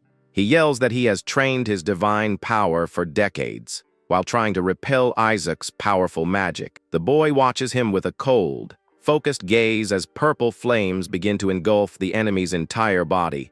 Isaac repeats the word thoughtfully and murmurs that decades of training are nothing compared to a lifetime. He points his index finger directly at the target, concentrating the rest of his energy for the final blow. With one last command, the boy unleashes a devastating explosion that consumes the bishop in a sea of purple flames. The cleric lets out a final, agonizing scream before being completely disintegrated by the force of the magical attack. Isaac stares at the ashes and comments that out of pure pity he will reveal the real reason for taking his life there. With his eyes gleaming brightly, the young lord approaches the place where his adversary has just perished. The boy confesses that it would be extremely problematic if people found out that he actually knows how to use magic. After the battle ended, the dust finally began to settle, revealing the silence returning to the destroyed chapel. Isaac clutches his chest,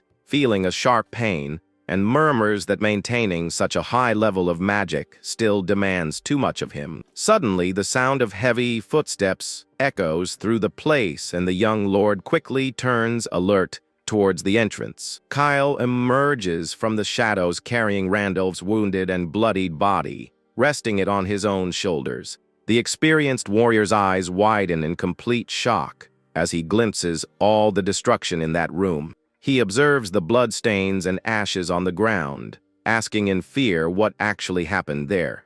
Isaac reflects that Kyle didn't sign a contract and concludes the best thing to do is keep his magic a secret. The boy lies, saying there was a violent dispute between the deacon and the bishop and that they destroyed each other. Kyle stares at the young lord with a rather serious look, seeming somewhat suspicious of that simple explanation. The boy realizes with relief that the warrior has decided not to ask any more questions about what happened in the chapel. Kyle reports that he managed to defeat all the holy knights, and Isaac thanks him for his excellent work. The young lord remained silent for a brief moment, his expression rather sad and thoughtful. He looks up and asks about Randolph's situation, who remains unconscious on his companion's shoulders. Kyle sadly reveals that Randolph's last wish before he died was to ask that his family be taken care of. As the smoke rises towards the gray sky,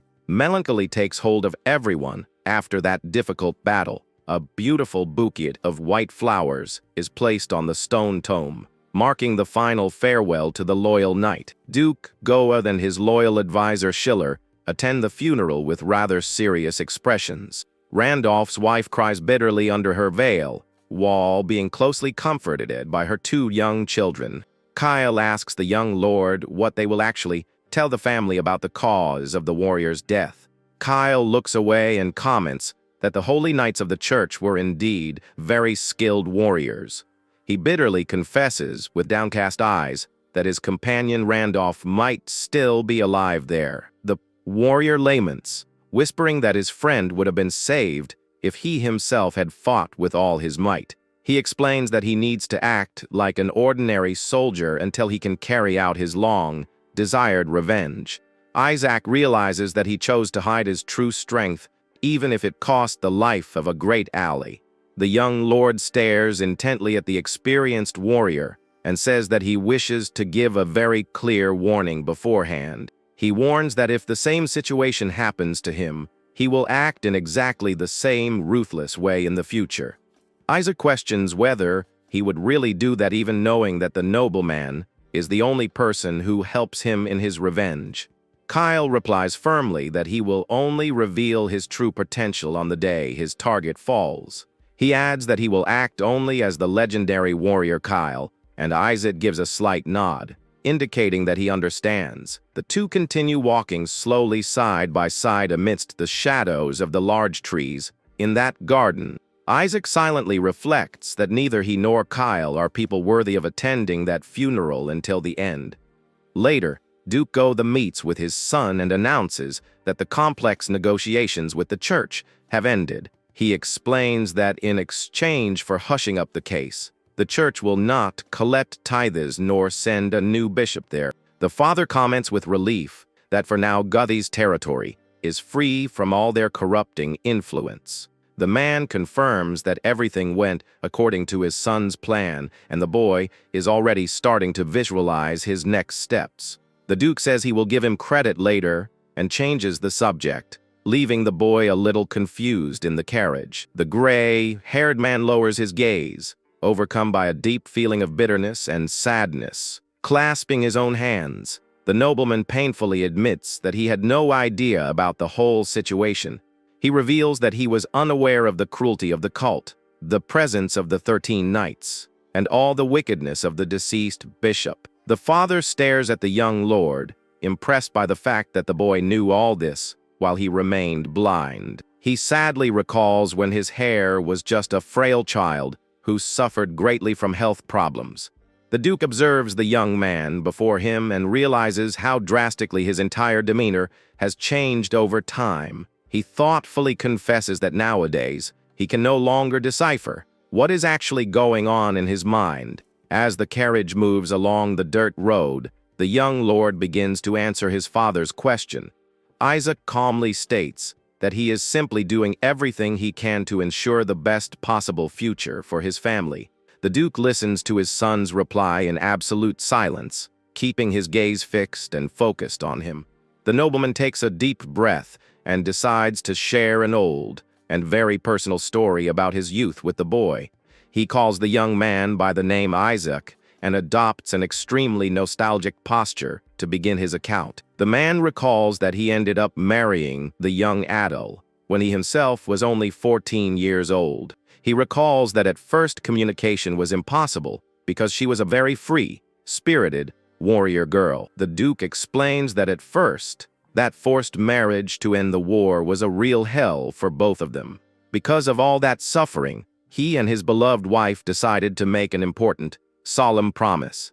They swore firmly that they would never allow their future children to become mere pawns of the family. The nobleman confesses that at that time they were still very young and knew very little about the hardships of life. Even so, the young couple committed to helping their children live their own lives freely. The two sealed that pact of love by holding each other's hands, filled with hope for their future. The father says he planned to tell that story when his son was older, but things took a different turn. He admits with a tender look that unfortunately the boy ended up growing up too fast for his age. The Duke smiles, commenting that the heir doesn't seem to understand the real reason for listening to all this from him. Suddenly, the nobleman extends his hand and very affectionately touches the top of the young man's head. He explains that his son can still afford to act and live like a normal child for some time to come.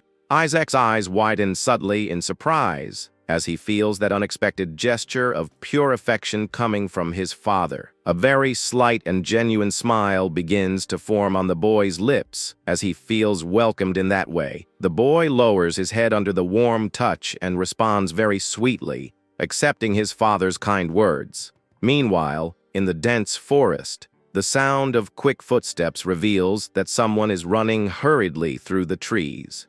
The warrior runs towards his leader carrying a newly arrived letter sent directly from the territory. The barbarian leader harshly demands that they bring and deliver that mysterious sealed letter to him immediately. He throws the paper directly into the fire, startling his ally with this sudden action. The man tells his companion to shut up and disdainfully states that the message is nothing but useless garbage.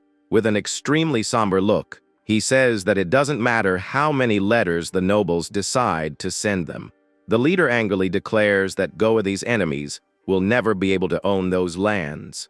In the office, the Duke praises Isaac and Carlson for the excellent performance they had throughout that mission. The father asks Carlson if there is any reward the skilled warrior would like to claim for himself. The Duke is surprised when the man replies that his only wish is to continue serving the young master Isaac. The father says he could be promoted to commander, but Carlson prefers to be where he can best use his skills. Faced with the warrior's unwavering determination, the nobleman began to tap his fingers thoughtfully on the table.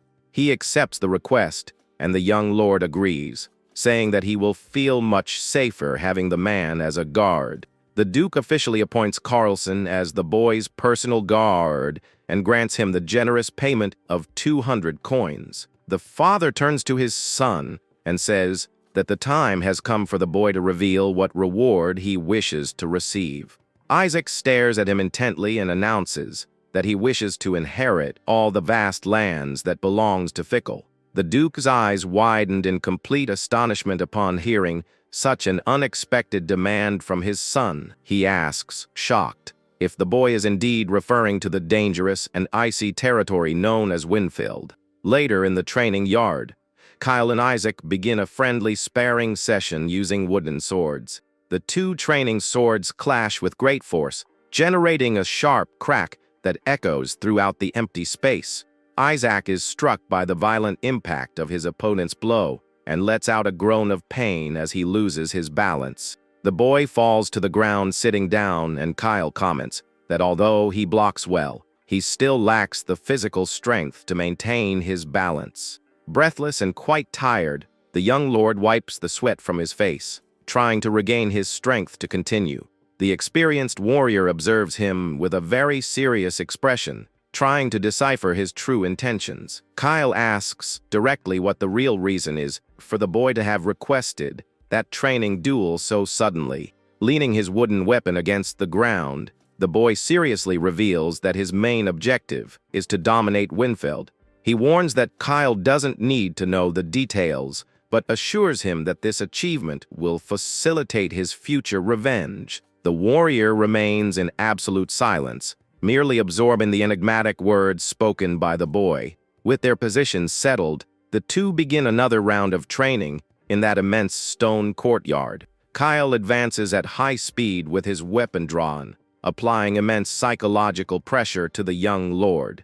The warrior's swift movement raises a large cloud of dust from the flat ground of that training arena. The wooden planks clash together again, extremely fast and loudly, in the center of the courtyard, focused. The experienced guard decides to put the boy's true combat skills to the test. He thinks to himself that he heard the boy never trained in fencing, but notices that his movements are elegant. The man realizes that although the young man's attacks are not fast, each strike hits the target with precision. He concludes that the technical level would only be achievable if the boy had been practicing since he was 5 years old. However, the boy's poor physical stamina and fatigue suggest that this may not actually be the case. Kyle advances once more with firm steps, trying to corner the boy against the courtyard columns. The warrior wonders, puzzled, how such absurd combat precision is even possible for that child. The man stares intently, trying to decipher where the boy's strange fencing style is coming from. With a remarkably agile movement, Kyle executes a quick feint and surprises the boy with his speed. Isaac's eyes widen in shock as he realizes that his opponent's attack is too fast to be blocked. The warrior delivers a glancing blow, completely destabilizing the young lord's defensive stance. The boy's weapon is thrown into the air, leaving him completely unarmed before his experienced opponent. Isaac tries to resist by pushing away the enemy's sword, but trembles with exhaustion before Kyle's overwhelming strength.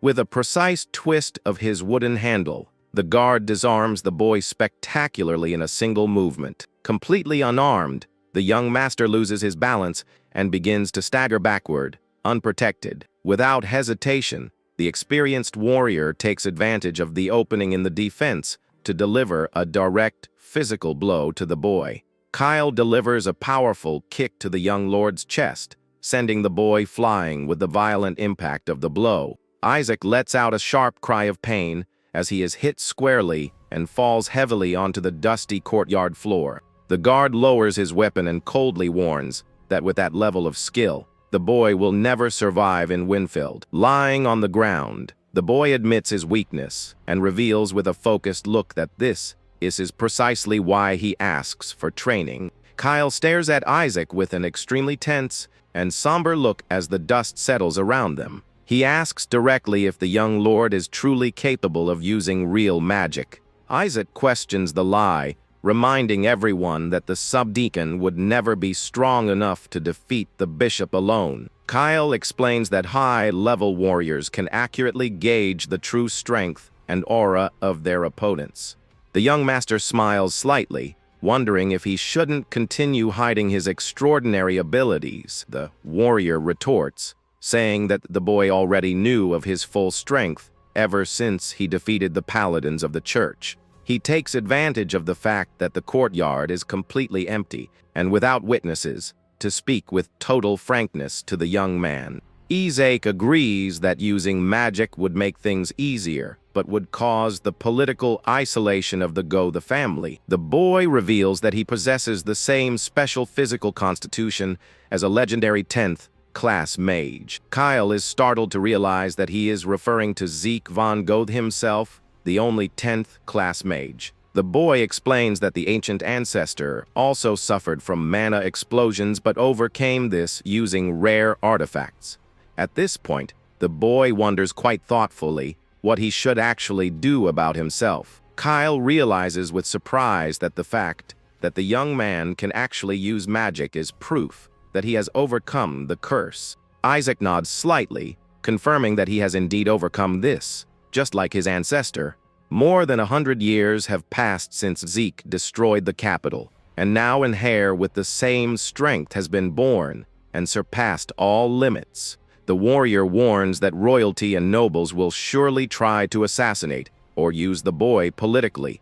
The young lord rises with his wooden sword and asks if the man regrets having allied himself with the Goth house. Kyle turns his back and replies very frankly that he bitterly regrets his choice, but he concludes by saying that he doesn't look back and warns in a firm tone that the young master will be the one to regret it. He charges forward, wielding the wooden sword, remembering that it was the boy himself who asked for the duel. Isaac completely panics and yells at him to wait a bit because he thought the training was already over. The sound of impacts and screams echoes loudly through the clear skies that cover the entire immense family fortress. A whole month passes and the group's carriage slowly advances along the road towards Winfield's territory. Schiller comments that Hans and Gisela will be very sad, but Isaac finds his sudden concern strange. The advisor adjusts his glasses with a slight smile, saying that he knows very well that the young master cares. The young nobleman silently averts his gaze and stares at the cold landscape through the carriage window. He recalls with apprehension the moment when he tried to release that dangerous purple flame from his hands in the past. At that moment, he felt very clearly that his own frail body could barely withstand all that power. He admits that he still doesn't control the mana explosions and prefers to see them sad than risk death. The boy concludes by saying that he doesn't want to give even the slightest chance for a terrible tragedy to happen to his friends. Outside, Kyle calmly rides, guiding the group, and suddenly hears the sound of crows flying through the forest. The territory of Winfield, that belonged to the traitor Fickle, is a desolate place stained with the blood of monsters. Due to the extreme climate of intense cold, that land is considered infertile, where nothing is able to thrive. Furthermore, the region is the first line of defense against enemies, which makes Isaac remember his past life. Suddenly, a shrill and frightening sound echoes from afar, causing the young master's eyes to widen in alert. The carriage rocks violently, and Schiller immediately realizes that the sound of a horn indicates a monster attack. The soldier opens the door in complete despair, shouting that the group is being surrounded by the creatures. But the young master is completely shocked and confused when he sees exactly who the soldier standing before him is. The warrior with a spear in hand is none other than his loyal and beloved servant Hans, who came in secret. Hans stands firmly to defend the carriage in the middle of that cold, snow-covered forest. Isaac demands to know immediately the reason for his presence there while Schiller coughs, disguising his nervousness. The advisor sweats profusely as he is stared at with a deadly look by the young master, who senses his complete complicity. Schiller justifies himself by revealing that Hans begged him every single day without stopping to be able to accompany him on the trip. Hans shouts firmly that no true master should leave his faithful companion and servant behind. The young master puts his hand to his head and lets out a long sigh at his subordinate's stubbornness. At that same instant, a sharp black paw stomps with extreme force directly onto the icy, stony ground. Suddenly, a pack of dangerous beasts, known as hell wolves, emerges from the shadows surrounding the group. The terrifying creatures display their sharp teeth and menacing red eyes gleaming with pure hunger. The hell wolf is an extremely feared magical beast that actively hunts throughout the region. Kyle prepares for the fight knowing that these beasts are intelligent and always attack the most vulnerable target. The beasts run at high speed, knowing exactly who the most defenseless target in the group is. Kyle rides swiftly, trying to intercept the giant wolf before it gets close to the carriage. The experienced warrior focuses his attentive gaze, realizing that the situation is spiraling out of control. The terrifying beast leaps with sharp claws, lunging directly at the carriage's cabin. Hans trembles with terror as he sees the monster approaching while Isaac watches the scene completely motionless. Suddenly, a hand firmly pulls the young servant back, trying to save him from that deadly attack. Schiller drags Hans into the vehicle. At the exact moment, the beast crashes into them. The strong impact completely destroys the wooden structure of the carriage, generating a huge explosion. Schiller acts quickly, using his own body as a shield to protect the young lord amidst the rebel. Isaac recovers from the shock and stares at the chaos around him, overcome with immense concern for the others. The boy desperately calls out his servant's name when he sees that he is not around after the accident. He despairs, bitterly wondering if he is about to lose another loved one in such a tragic way. But suddenly a sound of movement coming from outside immediately catches the attention of the young heir to the household. Hans groans in pain lying on the cold floor, but reveals that thankfully he is still alive after all the impact. The servant smiled in relief, thanking the two for preventing the creature from devouring him right there. Without thinking twice, Isaac delivers a powerful punch directly to his own assistant's face. Even though he's hurt, Hans lets out a light laugh, perfectly understanding why he received that blow. The young master clenches his trembling fist in anger and reprimands him harshly for being so reckless and foolish. Hans lowers his head in a very humble and repentant manner, silently accepting his master's scolding. On his knees, the servant offers a sincere apology while Schiller simply observes the scene calmly. Hans asks if everything is all right while Kyle plunges his bloodied sword into the ground after defeating the beasts. Kyle calmly approaches, pulling the horse by the reins, confirming that he has eliminated the monsters from the area.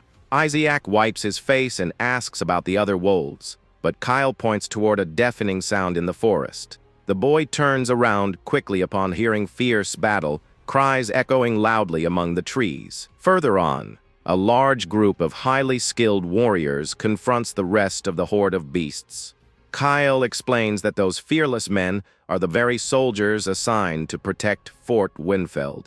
To everyone's astonishment, a gigantic, naked warrior fights in the middle of the group, using only his brute strength. The bald brute displays a maniacal grin of pure amusement as he tears apart the wolves from hell. Isaac and Kyle exchange uncomfortable glances, silently agreeing that the guy is indeed completely insane. Schiller approaches the boy and reveals that the bizarre warrior is actually the commander of the local camp. The advisor concludes by saying that most of the guards there belong to the feared and violent battle tribes. The giant approaches laughing and greets Schiller, rather ironically calling him his older brother. The butler lets out a long sigh and retorts that he is not his brother, but rather the chief advisor of the household. Schiller asks if he received the official letter, but the giant Bessemer admits, confused, that he probably threw it away. Bessemer stares at the little boy next to Schiller, asking very sharply who that child is. The big guy's eyes widen as he remembers that he was the frail boy who looked like he was about to cry at any moment. Schiller demands that he show more respect, while the brute merely comments in surprise at how quickly time has passed. He holds Isaac's face, laughing, and says that the boy is the spitting image of his beloved, deceased warrior mother. Completely irritated by the giant's lack of manners, the young master curtly asks him to get dressed quickly. Meanwhile, the other guards continue cleaning the camp and tending to the warriors wounded in battle. Schiller formally announces that young Master Isaac is from that moment on the new Supreme Lord of Winfeld. Bessemer adopts a rather serious and thoughtful tone upon hearing the mention of the name of the former traitorous Commander Fickle. The giant scratches the back of his neck and says that the traitor got what he deserved, noting that the boy doesn't seem sad about his death. Schiller instructs the commander to serve the young lord during his brief stay that dangerous territory. The brute extends his enormous finger towards the boy, showing that he is quite confused by the whole situation. He asks very rudely if that boy wasn't actually the cursed and weak heir of the family. Ignoring the giant's gruff tone, Isaac stares at him with great firmness and demands an immediate answer on the matter. Bessemer fixes his sharp gaze on the boy, surprised to notice such determination in the young lord. Isaac holds the gaze with an extremely cold demeanor, unfazed by the giant's size or posture. The brute bursts into laughter and cheerfully admits that the boy in the suit inherited his mother's strong spirit. Bessemer holds his enormous axe and advises the boy to go home at once while he politely asks. He claims that on the battlefield nobody has time to worry about a weak and cursed boy. Schiller screams in horror at his brother's extreme lack of respect for the rightful heir of the family. The giant ignores the warning and lets out a mocking laugh, demonstrating total contempt for the boy's authority. Isaac coldly retorts, saying that if he is expelled, the entire camp will be completely destroyed soon. The boy explains firmly that this will happen very soon because the legendary wolf king will make his appearance. Bessemer grips the axe handle very tightly and asks sharply what a child would know about it. The warrior raises his sharp weapon in a rather menacing manner, attempting to intimidate the young heir of the family. He gestures, indicating that he defeated the Wolf King years ago, and tells the boy to stop talking nonsense. But the young lord stares at his opponent with his bright blue eyes and calmly orders him to lower his weapon. At that same instant, Kyle emerges spectacularly from the shadows and presses his sharp sword against the giant's neck. The experienced bodyguard stares at the brute with a deadly look, making it clear that he will not hesitate to attack him. Completely surrendered, the commander shuddered in terror upon realizing that the enemy had approached without making a sound. Isaac makes a dismissive gesture, saying that the choice of believing his warning rests solely and exclusively with him. The boy earnestly warns that if anyone interferes with his mission, he will not hesitate to eliminate the obstacle. The giant laughs with emotion and admits that even though he is frail, the boy truly possesses the blood of those two heroes. Isaac begins to unsheathe his gleaming metal sword in an extremely confident and imposing manner. He loudly proclaims that he inherited the legendary blood of Adil, the daughter of the great chief of the barbarian tribe. Schiller watches the scene with immense apprehension as the boy challenges the commander to a duel. With his weapon in hand, the young lord states with complete conviction that he will defeat the brute in that combat. The boy points his blade at Bessemer, declaring that he will take control of the camp once and for all.